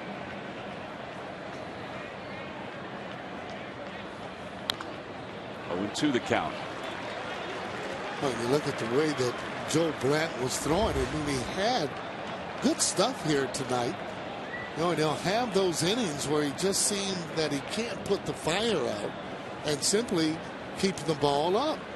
Sarge, look at that stat. The Mets have allowed 17 grand slams since their last grand slam. They've already allowed 1 this season. The 0-2 pitch. Tolle doesn't strike out a whole lot. Late swing, but he got a piece of it. Waiting back there, and that's all he wanted to do. He's kind of protecting the plate. Chokes up on the bat. We've talked about that before. It does give you a little bit better bat control.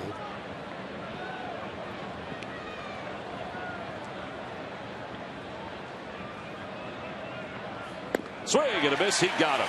He struck out 25 times last year. He's down on strikes here in the fifth. Great pitch.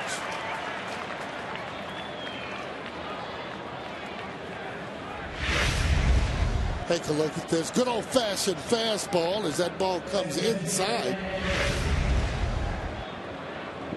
He's got a live arm to start on. Well, Daniel Murphy struck out to start the inning. Up for the second time, and he hits one the opposite way into left field, a base hit. A run will score, and this ball game is tied at 7.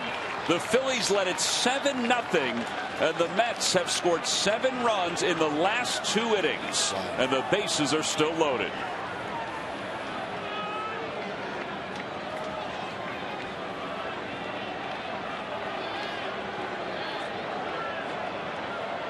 And all these runs charged to Joe Blanton's line. And now Reyes, who started the rally with a double the opposite way. It seemed innocent at the time. First pitch fastball looking all the way, and he goes right with it. Didn't try and pull it. Reyes has 2 hits tonight. And a swing and a miss. There's Davis on third. Look what the Mets offense did the first 3 innings tonight and what they've done the last 2 innings. Emis is on second, and Murphy's at first. Well, when he looks at the tape, he'll see balls that were up in the zone.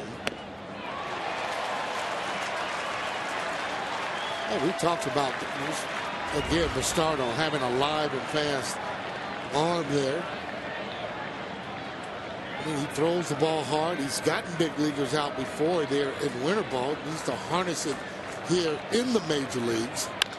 A liner to left. Ibanez in, makes the grab, and the side is finally retired.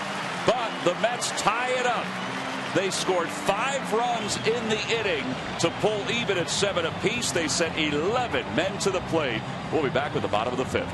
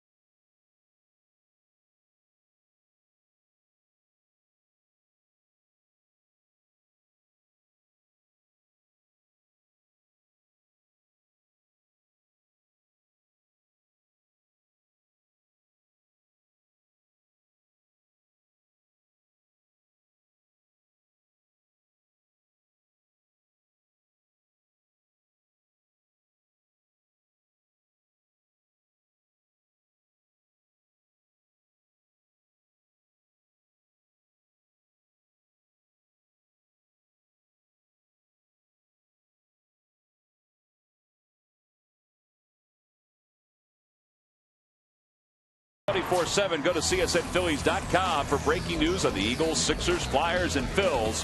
Our team of insiders. Be the first to know the latest news on Phillies teams. Just text alerts to 53695 or sign up for alerts at CSNPhilly.com. Well, how about this storyline? Phillies were up 7-0 going to the top of the fourth, and the Mets scored 2 in the fourth, 5 in the fifth, and now we're all even at 7 as Blaine Boyer, who has not pitched well against the Phillies in his career, is on the pitch here in the bottom of the fifth. Boyer lifetime is 0-4 with a 12.75 earned run average in 14 games against the Phillies. And here are his numbers overall. 3 hits in an inning and 2/3.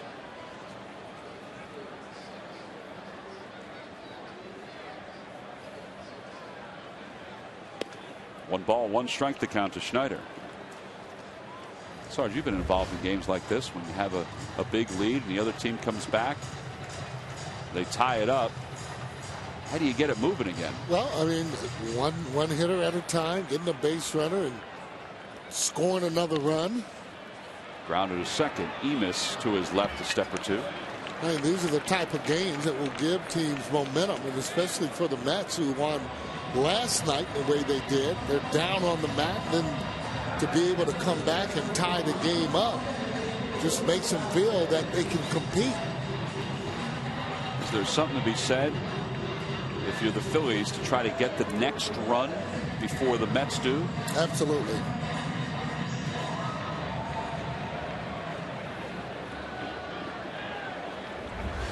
Wilson Valdez getting a chance to hit for the first time. He came on as part of a double switch when Antonio Pistardo picked up for Joe Blanton at the top of the fifth. And Valdez takes a fastball at the knees. It's 0-1.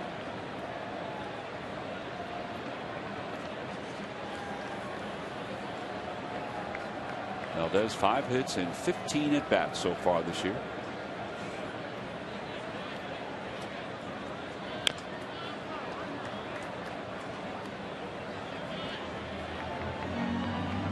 Boyer back in 2008, Sarge, against the Phillies, pitched in 8 games for the Braves, and he just couldn't get the Phillies out. 13 runs, 17 hits. Wow. 7 walks in 7 1/3. We need some more of that.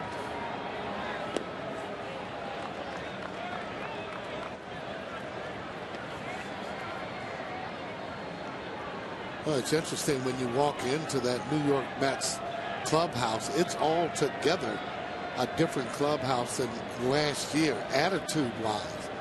Well, last year, you hear a lot of loud music, a lot of joking around. Another one to Emis. Valdez trying to hustle his way aboard. 2 outs. Hey fans, 10 packages offer a unique opportunity to attend some of the most popular games of the season. The package includes a pregame tailgate in the Phillies party tent with music, buffet menu, beer, and soft drinks, plus a ticket to one of several high-demand Phillies games. To order, look for the tailgate at the tent in the Phillies theme nights at Phillies.com. 2 outs. Victorino, 1 for 3 tonight, up for the 4th time.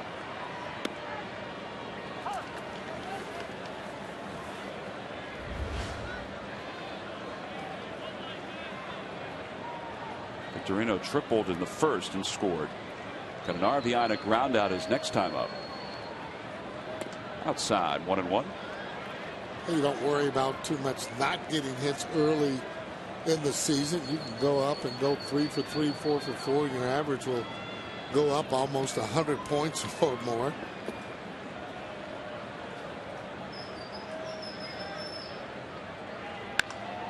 Inside the third base bag. Sometimes you have to be a little lucky, and Victorino on his way to second, and he has his second extra base hit of the evening. Wow. Well, excuse me, double right down the left field line. And you're right, you got to be a little bit lucky sometimes. That kind of makes up for some of the balls you hit hard right at him. As he check swings, hits that right up on the top of the label as it goes right down the line. Automatic double for Victorino when it's down that line. So he's in scoring position. A base hit can score him. Here's Placido Polanco. Polanco's 2 for 3 with a couple of RBIs tonight. His average at 444.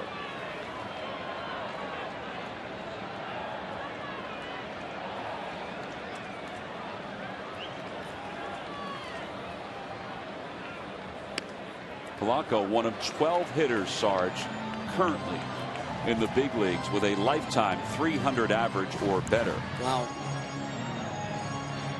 Polanco and Alex Rodriguez both have a lifetime 303 average as play began tonight. David Wright is also one of those guys who is a lifetime 300 hitter. He's at 305.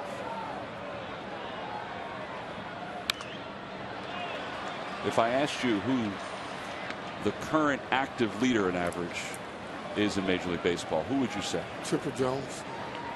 Close. Chipper Jones is in the mix. He's at 306. Albert Pujols. Albert Pujols would be correct, but he's sitting atop that list with one other guy from the American League. Oh boy. This is like an extra Dodge Stuff the Fans trivia question. Yeah, I mean, I keep getting and giving you an answer, and you keep giving me harder questions.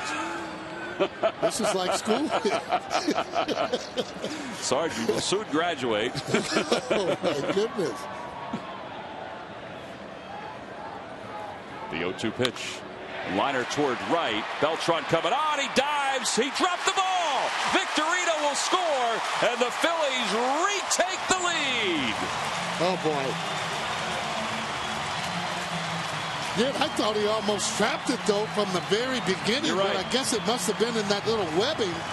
I thought when that ball first hit the ground that Beltran trapped it. He didn't get a great jump on the ball, like he didn't read it inside out that ball, and you can see that ball was kind of trapped as he comes in. Here it is again. Take a look at it. See there as it hits the ground there. God, I got good eyes for my and up here. I still could hit that slider. I'm just kidding. Just kidding. Here's Rollins. And Rollins takes a fastball for strike one. It's 0-1. Well, I'm trying to think of the other player there in the American League, and he is a current player, right? Yep, he's a current player. This is active leaders in batting average. He plays the position that Beltran plays. Oh, wow. Well, I was going to say young in the very beginning, but now I don't have a clue in the American League. I was a National League guy just about all my life. You played for this team that he's on right now. In Seattle? Yes. Oh, Ichiro. Sorry it took me so long for that. Jeez. 1-1 the count to Rollins. And a little high, 2-1. Well, you know, I can be coached now. I mean, I can be coached. You did a very nice job. It's impressive, though, to think about Pujols and Ichiro both with 331 lifetime batting average. It's just, I mean, you just can't believe how good you have to be year in and year out to have that type of average. Outside, 3-1 to Rollins. Well, when he sees Ryan Howard, who's coming up next, this is when, again, that third hitter could be able to get that same pitch, which is a fastball. For years here, that's all I did. Look, 3-1, look fastball. Mike Schmidt hitting behind you. Hey, they're not trying to trick you at all. Inside, ball 4. Rollins joins Polanco on the base paths. And here comes Ryan Howard. And we talked about Blaine Boyer's numbers against the Phillies. They weren't good coming in, and they're not looking good right now. Right, well, let's see exactly what they're going to do with Ryan Howard and how they want to pitch him. He's been seeing that ball pretty good tonight. Well, he certainly has seen the ball pretty good. He's 3 for 3 with 2 doubles, a home run, 2 runs scored. And all of that brings us to a closer look at that swing. It's our Coors Light Freeze Cam. Well, there's some contact getting ready to, boy, that's just like the center of the bat. But look at his eyes, though. Look at his eyes in the bat position where he is. no stride. Look at the double. He's in back of the ball as he's driving the ball. That ball is just screaming as it's being hit. Coors Light Freeze Cam brought to you by Frost Brewed Coors Light. Runners on first and second. A run is scored. Phillies lead at 8-7. Ryan Howard 3 for 3. 2 doubles and a home run.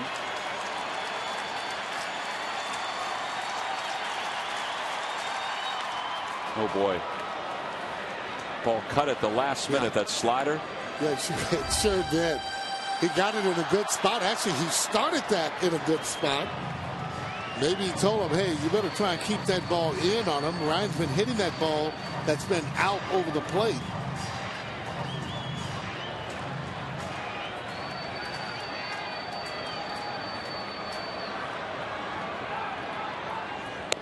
On the outside corner.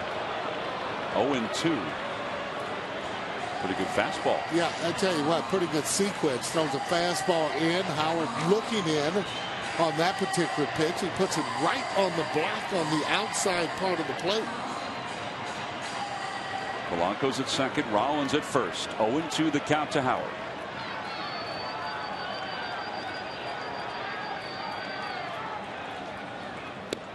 Inside 1-2.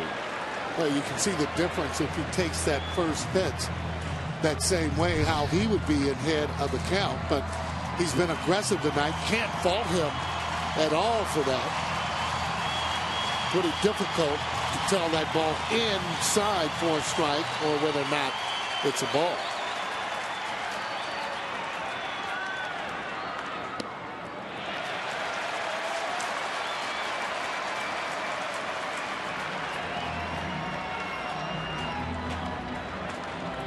This was a comfortable night at one point for Charlie Manuel. His team led it 7-0. But then Terry Collins' squad came back and scored 7 runs the last 2 innings.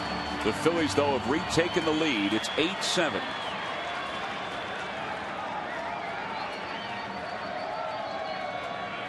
Back toward the middle, off the glove of Boyer.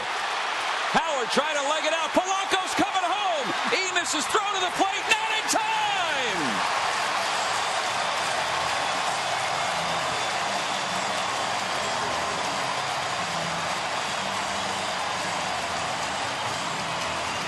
How about Juan Samuel whispering in the ear of Placido Polanco, and Ryan Howard gets an RBI. Yeah, that's just good base running there again. Very aggressive. Polanco coming around the score on that. Again, when you have 2 outs, you take all the guesswork out. All you're doing is just hustling, and to be able to score the ball on the infield as Polanco comes around and he's looking at the plate. That's a play there where Samuel might have been saying something as he gets down, but it didn't matter. Polanco reading that play all the way. 9-7 Phillies. And a fastball outside to Ibanez. You're right about that, Sarge. Polanco looked like he was wide-eyed and ready to go. Oh, coming around the bases, looking right at it. That's just really great base running.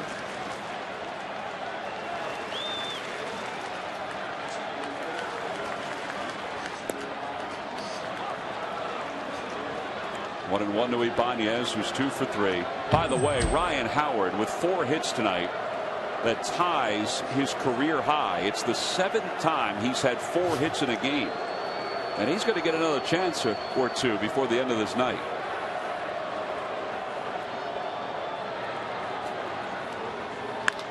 Back toward the middle. Boyer let it go. Reyes. Oh, he threw it right over the ducking head of Ryan Howard.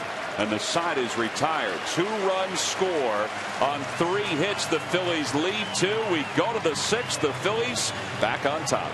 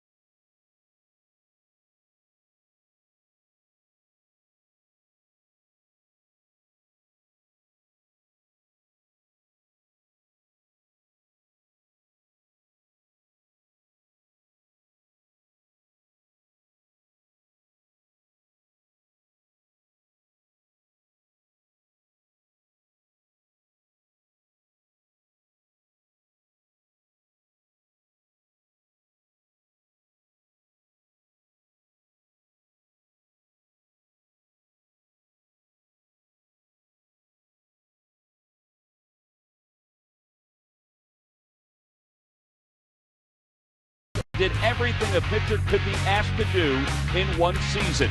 His efforts, his success, and the memories will always be unforgettable. And they are brought to you by Independence Blue Cross. We're here for you every step of the way.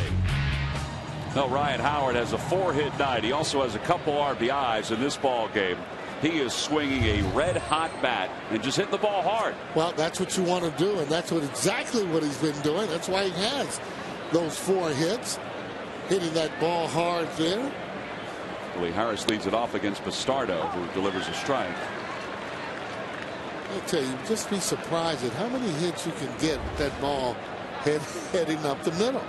Can hit the bag, can go off the pitcher's glove, as that one did. Little dribbler to first. 1 away.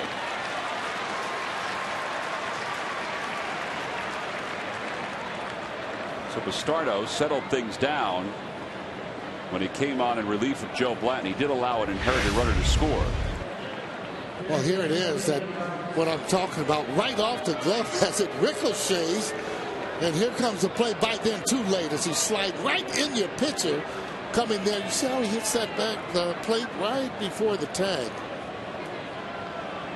A lot of guys like going that head first. I might have to go with the legs, but he's safe. And whatever makes you get there the way you feel you should.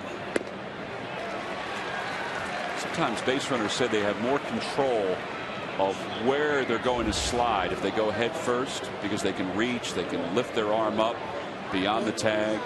But it is dangerous. Yeah, well, just because of what you can do with your fingers. But I mean, I always thought it was easy to be able to go whatever way you wanted when you were going to slide. Whether or not you wanted to go away from that the plate or the bag, or whether or not you want to go on the inside.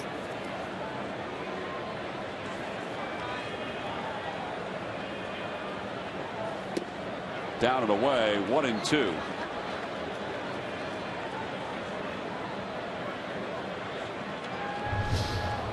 Look at that, Sarge. That was the first ball Bastardo's thrown since coming into the game. Oh.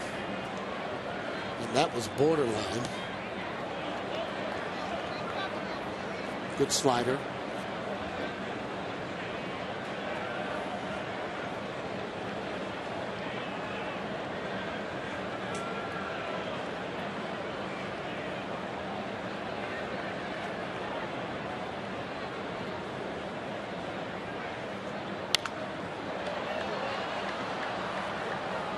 Certainly has enough life on his fastball. And his right was late on that fastball. Yeah, last year the right, even though he had a good year, he still bailed quite a bit. He's still inside out a lot of pitches, but I mean, right is just right. Taking balls, their best player. Struck out 161 times last year. Oh, well, that's way too many for him. For this kind of hitter, that's too many strikeouts for him. 3-2 the count to right. 1 out here, top of the 6th. Swing and a miss. He got him. Well, he just blew that fastball right by him, and this is a fastball hitter. Almost throwing right to his zone on the outside part of the plate, getting it away. Take a look at this. His right has no chance at all in hitting that. You can see that was just a late swing, and you could tell by his face that he just didn't like it very much. Beltran's the hitter. He has scored 2 runs tonight, out in front of a slider. 0-1.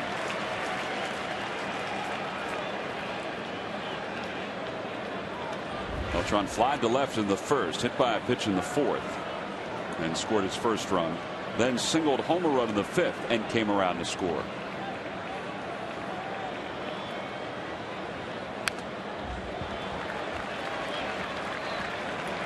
He's a big key to their ball club.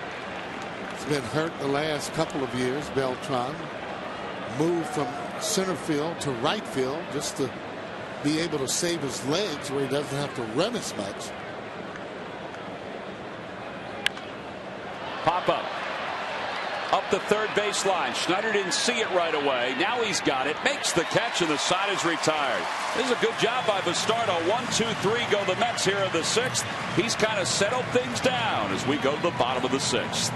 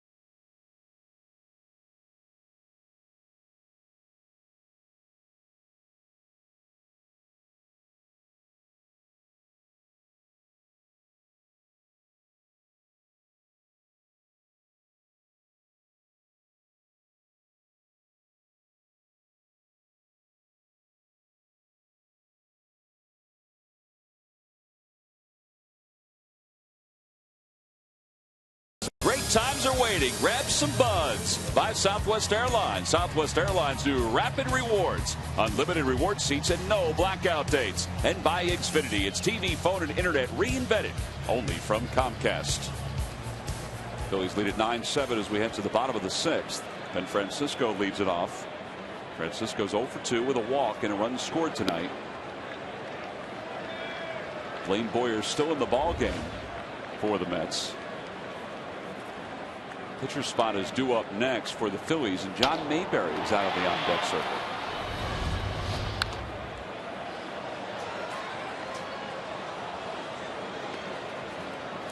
There's John Mayberry. Well, you just gotta like the job if Bastardo's not going to pitch what he did in coming in and settling down what was starting to be a problem. Well, particularly because Kyle Kendrick is not available tonight because he pitched last night. So Bastardo needed to give them an inning plus, and now it looks like he'll give way to J.C. Romero in the top of the seventh.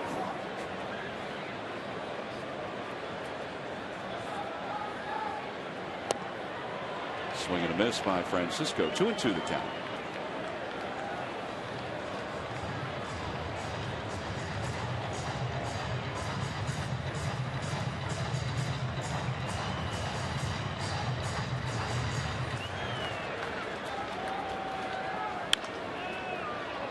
Foul ball past Samuel.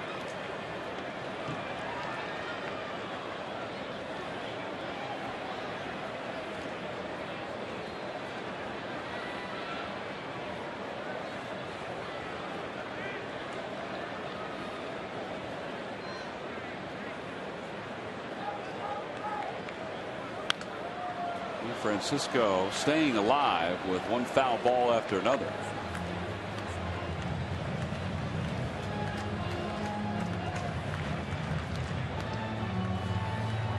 Phillies and the Mets have a day game tomorrow. It's a 3:05 first pitch. Jonathan Neese against Roy Halladay. And then the Phillies will hit the road for their first road trip of the year. In the air to left field. Doesn't matter what the wind's doing tonight. That one is long gone. He didn't get cheated on that swing, Sarge. Wow. And this ball has just hit a ton. You look at the flags, however, they are just drooped. Where the wind isn't blowing hardly at all. He hits that ball last night. That ball's out of here. I mean, he's a good fastball hitter. He can hit the breaking ball. Start hitting like that, that'll be plenty of protection. There's that fastball, and watch how he just drops the bat. He knows that ball's out of here. Second home run of the year for Francisco. The Phillies lead it 10-7. And John Mayberry will bat for Bastardo. Man, that was a sweet swing.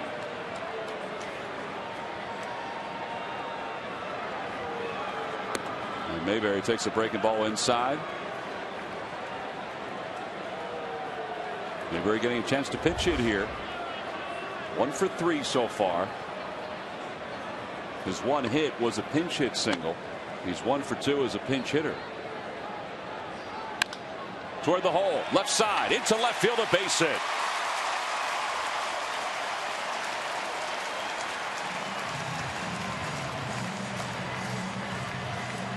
Now the Phillies are seeing the ball very nicely against Blaine Boyer. The Mets did not see it very nicely against Antonio Bastardo, being congratulated as he left the ball game. Every time the Phillies retire the opposing team 1-2-3, Comcast will make a contribution to Phillies charities. That's exactly what Bastardo did in the top of the 6th. Phillies baseball is brought to you by the Xfinity HD Triple Play, your complete lineup for digital TV, lightning fast internet, and home phone. Beato is loosening again in the pen. He's thrown a game out there in the bullpen. He's been up so many times. And Schneider fouls a pitch off his foot. Well, those home runs are hit. I mean, you can almost just tell by the sound. Oh, yeah. How far the ball's going, and you know it's going to be leaving the ballpark. They get extension, a lot of those home runs that are hit, and they just keep going, going, and going.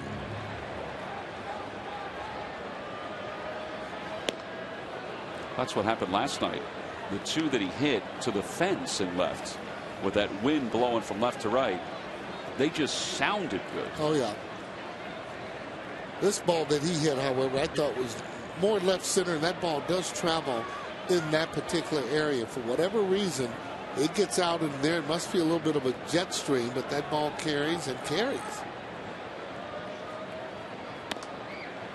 You mentioned about Pagan. You didn't think that ball was going out, and I don't know if he has that kind of power, but he sure did display it. So he hits that ball out closer to that 387 mark in center field. Pretty good poke for a left-handed hitter. Switch hitter at that.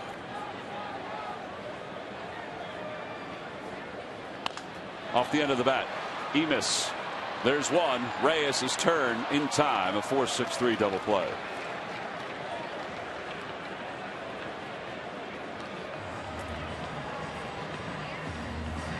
Well, the Phillies have scored 3 runs against Boyer since he came on to start the 5th.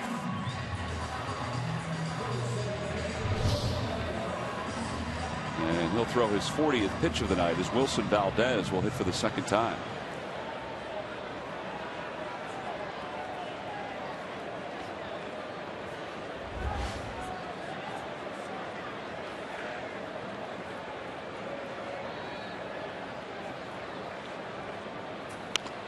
Boyer won the job in the Mets bullpen. At the end of spring training, he was battling with Jason Isringhausen for the last spot. Isringhausen, who was a very good closer for the A's, for the Cardinals, pitched pretty well in spring training. Terry Collins was impressed with what he saw, but Isringhausen got a little nicked up toward the end, so he's still in Port St. Lucie, and he could still join the team at some point in the next week or so. Well, I'm sure a lot that will depend on how their staff, the relievers are going. They're going good. They're not going to want to make a change. They're not going very well, and they would like to make a change. Well, there's Frankie Rodriguez, who is the current closer for the Mets. Not that Isringhausen would come in and replace him at all.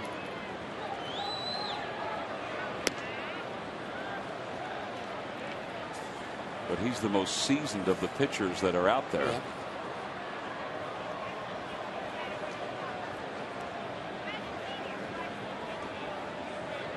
1 ball, 2 strikes the count to Valdez.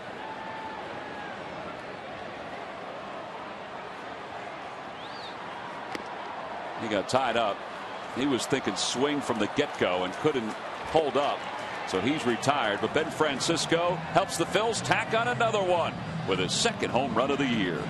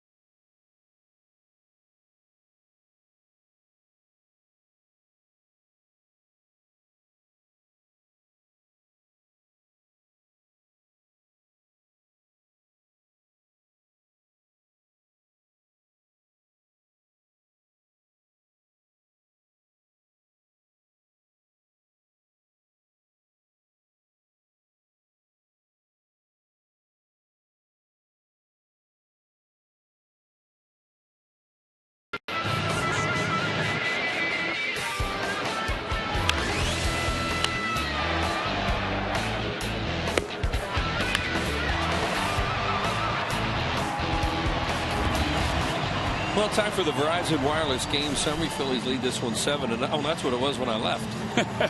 What did you guys do to this game? Well, we decided to open it up a little bit. Holy mackerel. Boy, it has been crazy here tonight. Both starters really struggled. Joe Blanton did have a big 2-run hit while he was in the game, and then all kind of fell apart there in that 5th inning. And Ryan Howard, he has had a big game here again tonight, and he once again is a triple away from the cycle. Yep. For the 2nd time on this homestand. Yep. J.C. Romero takes over for Antonio Bastardo. Pretty good job by Bastardo in the inning in 2/3. He did allow one inherited runner to score, but I'll tell you what, getting the Mets in order in the 6th after the Phillies were able to score in the bottom of the 5th and retake the lead, that was pretty impressive. Right, the Phillies are fortunate enough to go on and win this game, and it doesn't get tied. He would probably be the winner in the game because it's score discretion because the starter didn't go 5. Angel Pagan leads it off for the Mets. Pagan has 2 hits tonight, including a 2-run home run. He has scored twice. A couple RBIs out in front, and a pop up on the infield. Polanco calls off Rollins. 1 away. How about the base running by Polanco? Tremendous. You know, that was great play. And you guys had a tremendous replay on that. He just kept coming. Yeah. And he was watching the play the whole time. He knew second baseman Emus is way back on Ryan Howard with 2 outs. Had a long way to come for that thing anyway. And then he just kind of flipped it. And, you know, that play wasn't even that close.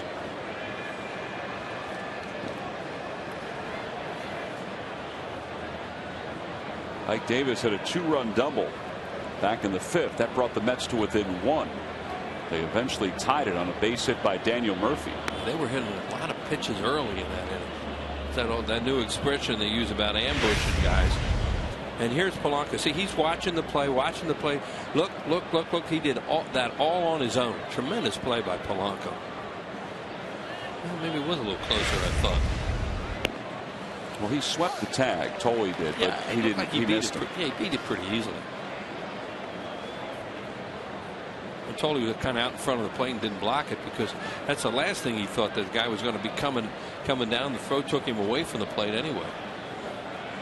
1-1 the count to Davis. He lays off and takes a first strike.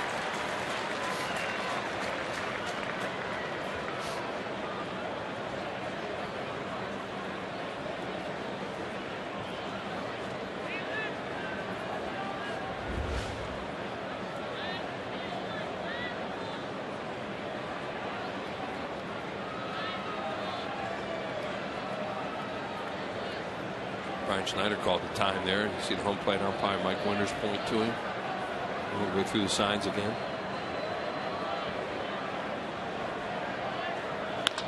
Right side, that'll sneak in for a base hit.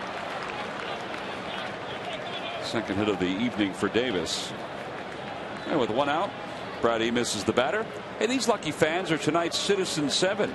They will each receive a prize pack courtesy of Citizens Bank. Citizens Bank with the most 7-day branches in the Philadelphia area.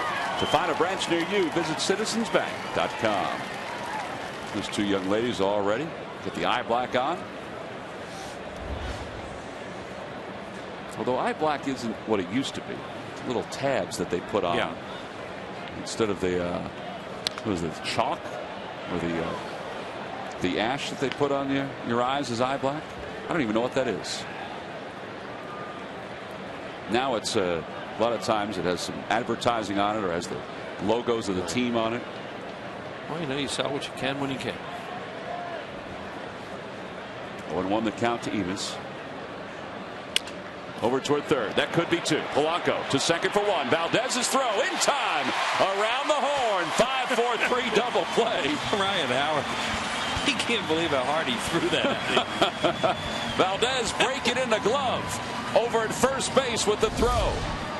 Good pitch by Romero. Solid inning by JC. The double play started by Polanco, but certainly finished by Valdez.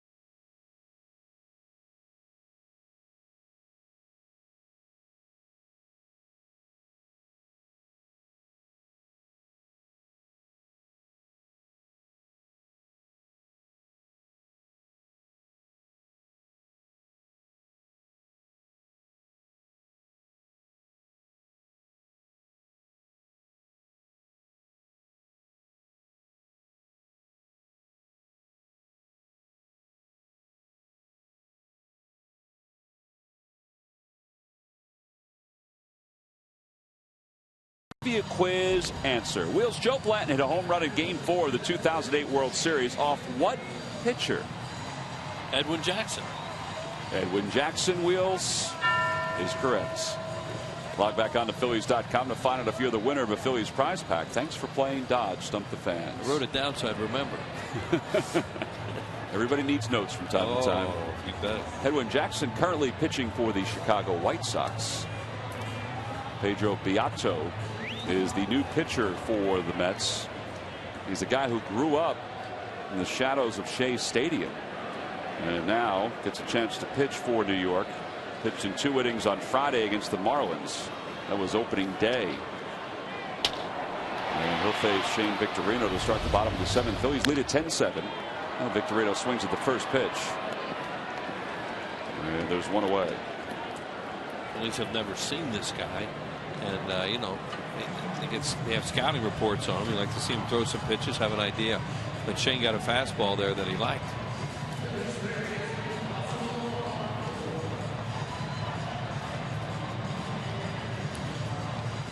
Big hit in this game, not big indeed, big hit, but you think about that double that he got with 2 outs and nobody on base after the Mets had just tied the game up. They had all the momentum on their side, and a little check swing double down the left field line. The next thing you know, they had a couple runs, and the Phillies had, you know, kind of turned the momentum around a little bit right when it looked like they could be in trouble.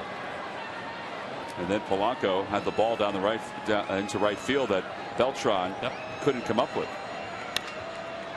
A back liner right to second, 2 outs. Charlie Manuel, I can't tell you how many times I sat there and talked to him, and he brings up the point that, you know, you got to be good in this game, but if you don't have any luck in the course of a long year, or you have a lot of bad luck, you don't win. And, you know, those little things like that can sometimes help win you a ball game. And luck is so important to ball, you know, a foot this way, a foot that way. And if you get enough of them in your favor, you have a heck of a season. The other thing too, a lot has been made about Rollins batting third and, you know, his style. Well, look at his on base percentage, and his walk in the 5th set up the at bat for Howard to drive in another run in that 5th. Yeah, it was a very good at bat by Jimmy Rollins, Tom, as you say. And you know, Charlie sees all that sort of stuff, and he has him in the 3-hole because that's where he really needs him right now. 1-2 the count.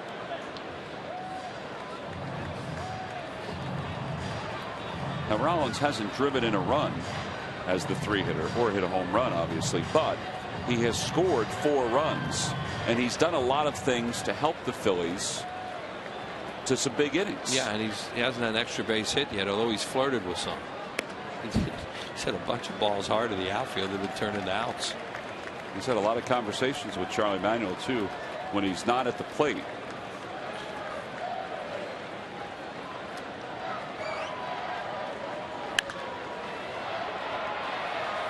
Again, you figure that when the Chase Utley comes back, as Ryan Matson loosens up in the pen, that he'll take over the 3-hole, and whether Rollins goes back to the leadoff spot or drops to the 5-hole remains to be seen. There's Chase.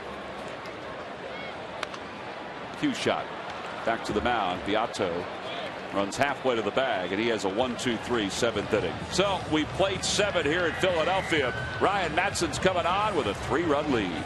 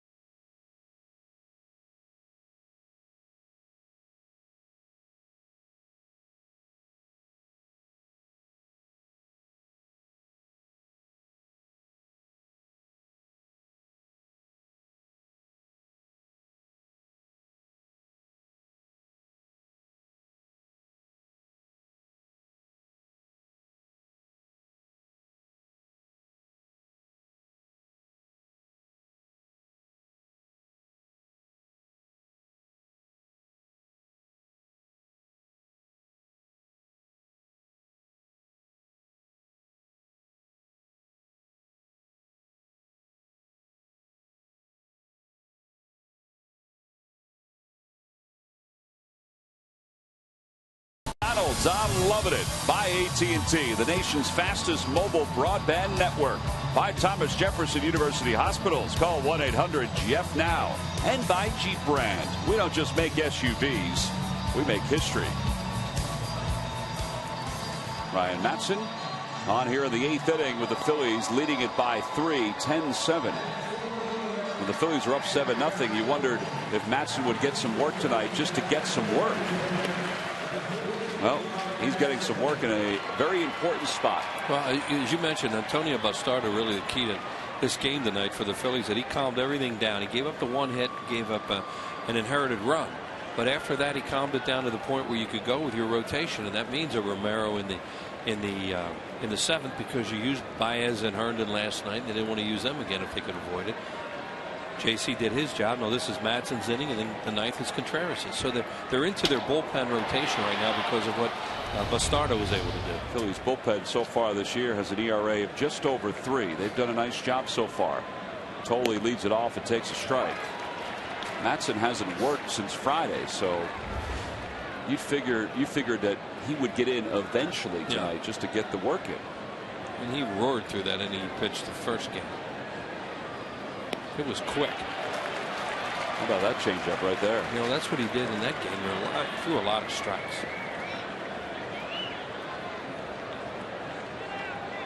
No balls, 2 strikes the count to Tolle, who's 0 for 3.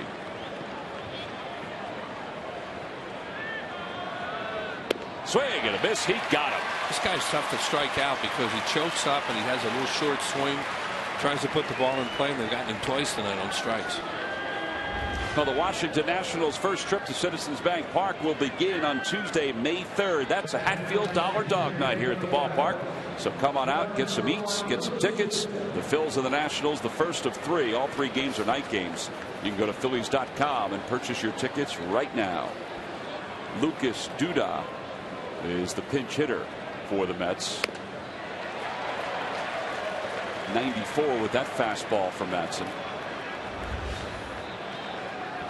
Duda 1 for 8.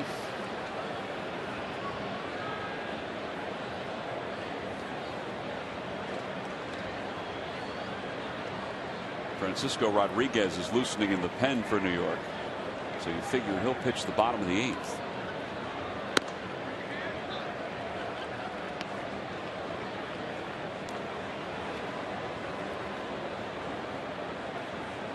That's another guy, just like Matson, you were saying, Tom, they probably need to get him some work.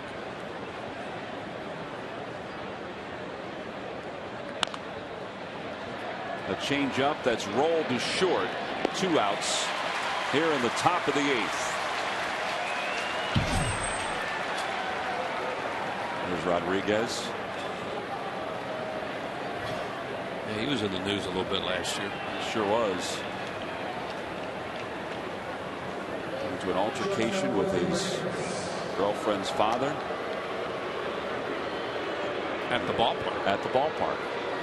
In front of his teammates' families. Not good. Reyes, the hitter. Went up on suspension. And then wound up breaking a bone during that altercation. He pitched in a game against the Phillies. And it was found out later on that he had a broken bone.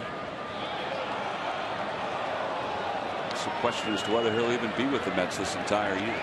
Well, they owe him. He's another guy they have a lot of money invested in. 1 ball, 1 strike the count to Reyes. A couple hits tonight, a run scored. At least he won't be thumping his chest and pointing at the sky tonight.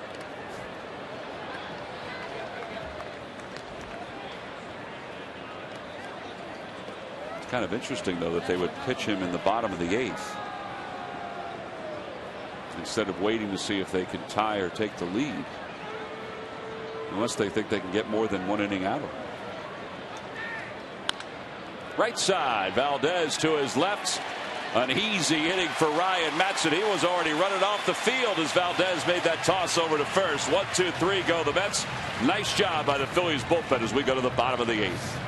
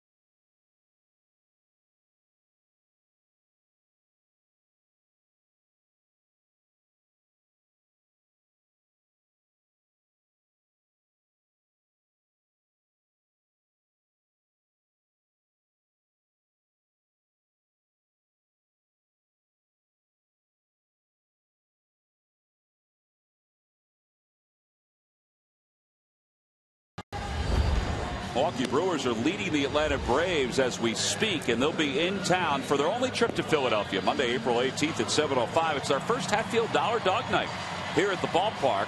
Then Wednesday the 20th is the Citizens Bank Business Person Special. We have our first one tomorrow afternoon. Get your tickets now. Limited seats remain by going to Phillies.com. We keep saying limited seats are available for these upcoming games, and it is true. There are seats available here at the ballpark. And anybody that's come to the ballpark knows there's not a bad seat in the house. Francisco Rodriguez wound up blowing a save on Saturday, but then earning the win against the Marlins. Greg Dobbs tied the game for Florida. And he's on here in the bottom of the 8th with the Phillies up by 3.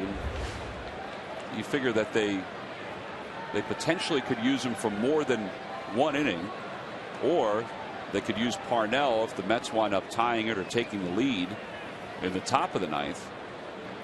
And I guess Terry Collins is thinking, all right, Ryan Howard's the hottest guy in this order. Ibanez, who's on deck, has a couple hits, so let me send my closer out there to try to keep it at a 3-run ball game. Yeah, and they're 8 spots away from the pitcher in their lineup.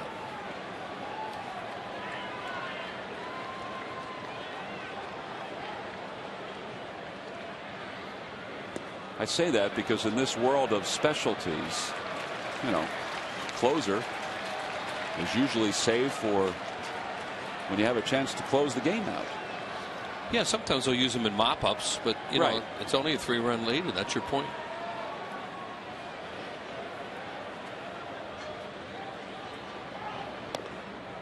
Ball 4, Howard's aboard. Now Howard a triple away from the cycle, and he's had himself a heck of a night. Well, he sure has. Started it out with this ball over the head or off to the side of Pregame for a double, and then he goes deep to center field. Where'd that thing hit? Right in the shrubbery out there for the home run. Then he hits this one here. Looked like it was going to go out and point right off the top of the wall for another double. Now here's the great base run he played. Goes off the glove of Boyer. Long run for the second baseman. Emis throws to first, and then the throw to the plate late as Polanco made a tremendous base running play and got Ryan Howard an RBI out of it. So Howard tonight, thanks to that base running by Polanco, has a couple RBIs and 2 runs scored. And here's Ibanez, who also has an RBI tonight and a run scored. Ryan's had a strange start to his season. Swinging the bat great. He struck out 6 times, and it's 3-3 in 2 games. And the other games he hasn't struck out at all. And last night he had a 3-bagger.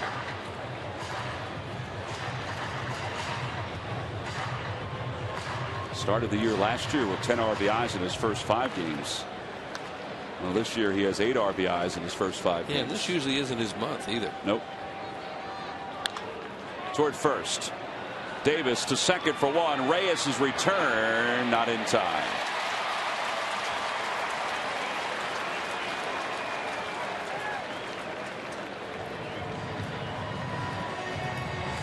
Boy, Reyes can return a baseball to first in a hurry. He doesn't need to use his leg. Not like Jimmy's that way, Jimmy Rollins, but Reyes' arm is just amazing.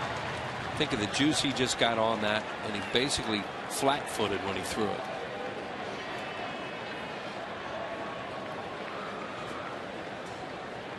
And Francisco's the hitter. Francisco homered his last time up. He has scored 2 runs tonight.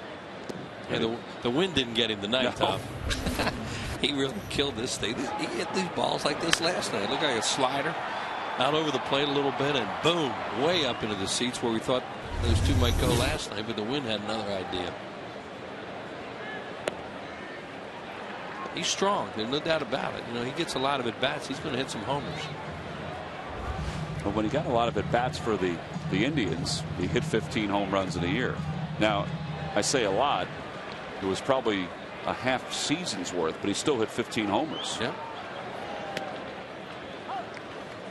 Well, he looks, you know, he's a middle in type of guy. You know, he wants the ball in that area. He can hit it the other way, but for the most part, he's going to hit the ball to the left of second base. 2 balls, 1 strike the count to Francisco. See, all those pitches away, he doesn't want that. And he's gotten himself to the point now where he doesn't have to swing. Anything from the middle part of the plate away from him, he looks in the other direction. Toyota Major League Scoreboard. The Giants have defeated the Padres 8-4. Buster Posey 3 hits, 4 RBIs. Might be a good player someday. That Buster Posey? Yeah, he's pretty good prospect. Wow, did he explode on the scene? What a tremendous player that guy. He hit a ball yesterday out at Petco Park to the deepest part of the park. It was a towering shot. Didn't go out, but right to the wall. Well, we saw him in the playoffs last year and how good he is. There goes Ibanez. And Francisco tried to check his swing. He went around. It gets away from Tolley. Tolley doesn't realize it, and Francisco's safe at first. No, he can't go. Oh, I'm sorry. First base was occupied. I'm watching Francisco and thinking, hey, he's off and running. He deked this. Yeah, you can't. The base runners can go, but of course the batter can't go if first base is occupied with less than 2 outs. Right, and technically, even though Ibanez was off and running, it was occupied. Right. The ball came running in on Ben Francisco right in an area where he really could have handled it too. And since he's running on the play, it's probably a stolen base. And see, now Ben knows and if Rodriguez is pointing to first, everybody down there just kind of forgot. Right now, Ben's thinking, well, it doesn't matter. I'm out. Yeah. Wasn't there somebody on first? Here's Ross Glode pinch hitting.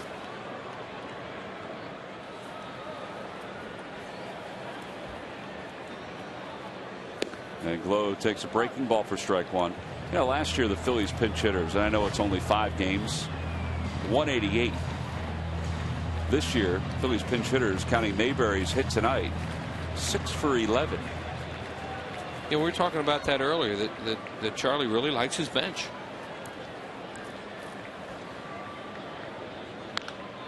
He likes it for a lot of reasons, Tom, and one of them is the versatility that he has. You know, as he said, Mayberry can play all 3 outfield positions and first. Michael Martinez can play the infield and the outfield. Or proved that he could play in the outfield if you need him. So they can do some things if you get in some of these goofy National League games where you're double switching and all the kinds of things you have to do to win. Valdez the same. He could play the outfield as Contreras warms up in the pen.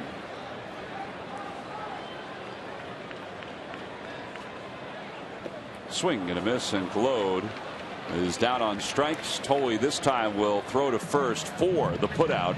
The side is retired. Jose Contreras is coming on to try to save the ball game for the Phils when we return.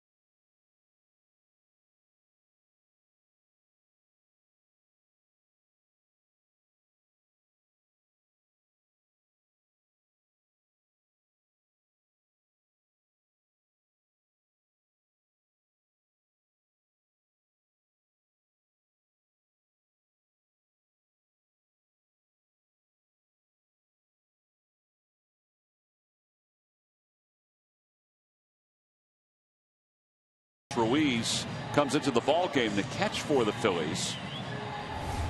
Time now to take a look at our Home Depot defensive plays of the game. Wheels. A couple double plays really came in handy. This one for Joe Bland. The ball hit to Jimmy Rollins, a little short hop. He runs over to the bag, and a nice play by Ryan Howard on the other end as they complete the 6-3 double play. And then here we go with another one around the horn. And he fired that thing at Ryan Howard, and Ryan Howard looked at him like, what was that? The Home Depot doing more on defense. Jose Contreras, the new pitcher for the Phillies. This is a save situation. Contreras pitched on Saturday, did not get a decision against the Astros. But here he can get a decision. After Matson set up in the 8th with a 1-2-3 8th. Contreras will face Willie Harris, David Wright, Carlos Beltran, with the Phils up by 3. I'd like him to come in, throw strikes, and have a drama-free 9th inning. Phillies led it 7-0 going into the 4th. The Mets tied it with 2 in the 4th, 5 in the 5th. And the Phillies scored 2 in the bottom of the 5th and the 1 in the bottom of the 6th.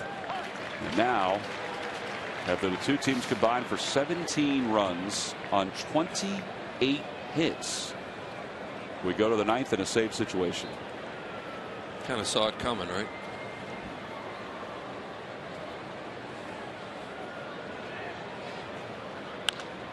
In the air, down the left field line. That'll slice out of play.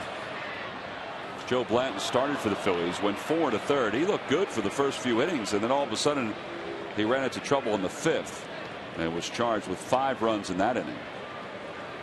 Antonio Bastardo, an inning and 2/3 scoreless. J.C. Romero, a scoreless inning. Same for Matson, and now it's Contreras.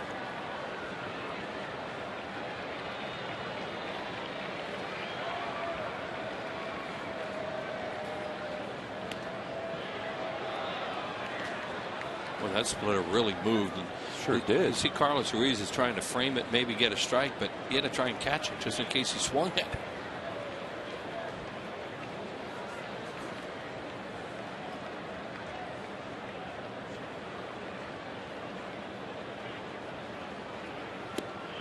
Three and 2.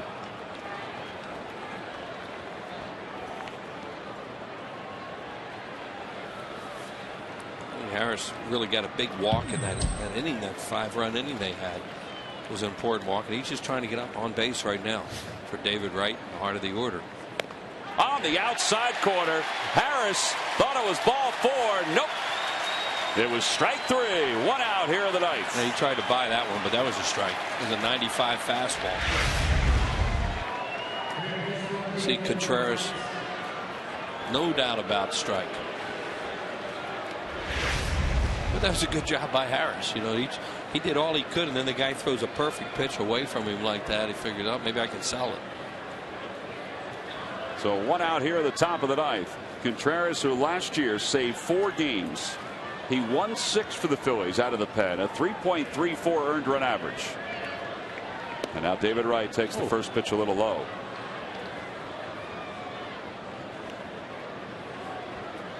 Well, he's rushing it up there. He likes to throw sliders to right-handed hitters more than a split, and then splits to the left-handed hitters. Overthrew that. See him pat it in his chest like, that's me. I know.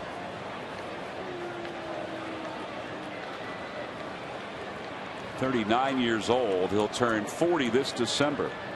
And to say that he's reinvented himself over the last couple of years is an understatement. Well, he's awfully close with a couple of these pitches. Yeah, they look like they could be knee high, but you know, evidently they're not.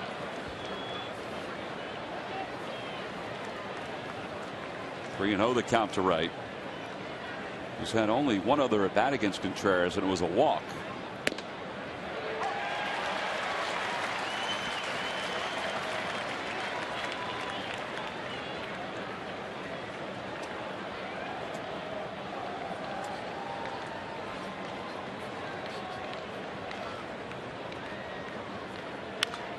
In the air to shallow right. Francisco, a long run. Valdez is there as well, and Valdez makes the grab. Nice play by Wilson Valdez, but what a pitch by Contreras. You talk about a running fastball. Hey, fans, don't forget, after the ball game, we had all the highlights and a complete recap, and it's going to take a while of this ball game.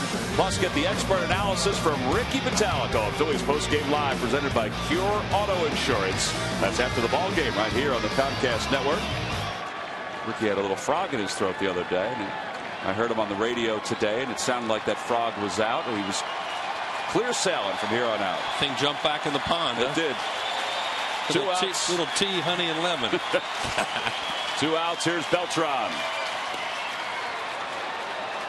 Well, that fastball he just threw to David Wright was a chasing him fastball, and he didn't hit it at all. He just hit, he almost had a little jammer. Beltran has scored twice tonight. Down and away, 2-0. Well, 2 outs and nobody on base, but this is what you don't want to see from your guy coming in the 9th inning. You get behind everybody like this. So far, so good. Yeah, he's gotten the 2 outs, but 8 balls, 5 strikes. Yeah, well, that's not a good way to close out a game, and nobody knows that more than Contreras. Ball 3. He fell behind 3-0 to right. All 3 guys have gone 3 balls now.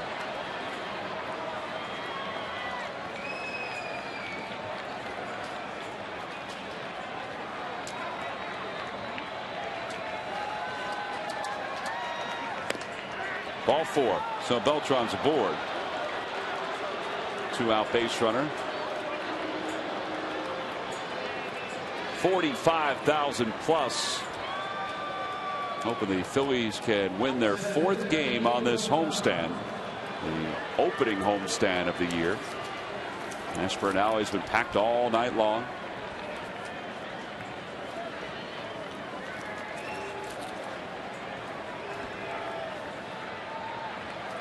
Pregame is homered tonight. These guys have done a really good job of being patient. I mean, you have to give them some credit too. You know, when you're down by 3 runs, you got to take a pitch. Pregame is one of the few guys that has at bats against Contreras. 0-2 the count. So he's gotten ahead of Angel Pregame. Yeah, this is where Jose can get strikeouts too with that split with the left-handed hitters. Sometimes he'll go up and then go back down, you know, change your eye level. See if he goes right after him with it. Phillies led it 7-0. Then the game was tied at 7. They lead it by 3. The 0-2 pitch to Pregame. Off the outside corner, 1-2. Yeah, they went with a high fastball there.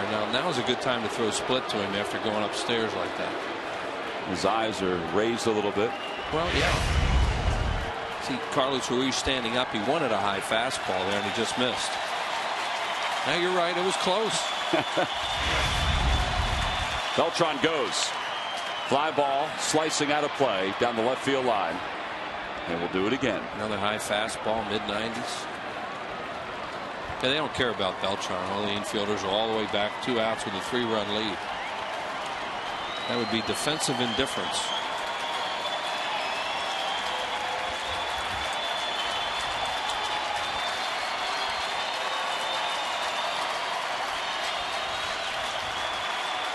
The 1-2 pitch. Oh boy, he almost offered at it. That split at 81. Yeah, you figured sooner or later he was going to throw it to him, but it wasn't a good one really. It's real high, and he sees it. That it's out of the strike zone. Well, this has been a longer inning than Contreras wanted. This will be the 21st pitch of the inning. Beltran goes 2-2. Liner towards short. Easy play for Jimmy Rollins in what turned out to be a not so easy ball game for the Phillies, but they win it by a final score of 10-7. Up 7-0, then tied at 7. They retook the lead with 2 in the 5th, 1 in the 6th, and then hung on thanks to the bullpen. Ryan Howard had a heck of a night offensively. 4 for 4, including his 2nd home run. And he is our Chevy player of the game. Ben Francisco also homered for the Phillies. They did a lot of good things in the first 3 innings, and well, really this entire game they ran the bases well at times.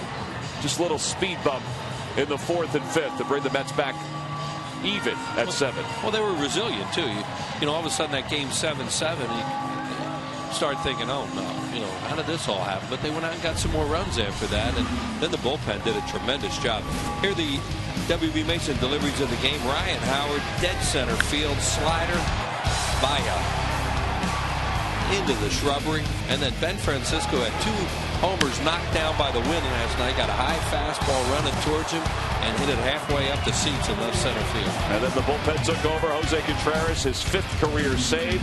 Ryan Howard, as we mentioned, his 2nd home run of the season, a 4-for-4 night, and he is down on the field with Sarge. Sarge, take it away. Hey guys, thanks a lot. Ryan, 4 hits there. Were you thinking about that maybe cycle, that triple, just for a second? No, not really. I just saw the ball get past Angel, and then it kind of kicked a little bit, and Angel's a pretty fast guy. He got to it pretty quick and just kind of shut it down in the second base. Difference between last night and tonight. I noticed that you didn't take a stride. You are closer to the plate. But I thought you looked good even last night, but today making solid contact. Last night I just felt a little bit off. I just felt kind of in between with my timing a little bit. And, tonight was able to get back on it a little. How about on that double play? Now, I noticed one time you went in and you didn't slide. That last time you got down on the ground. I don't know what's going on with Jose out there, but, he kind of freaked me out a little bit. But, because I thought he was going to go straight to second base, and he wound up throwing it to first. So I just made sure and got down. Well, continued success. That was the 7th time you had 4 hits in your career. That's really great. I'm sure you're going to be on many more times. Thanks for coming on. Oh, thank you. Hopefully we'll get it done. All right, Tom, Wills.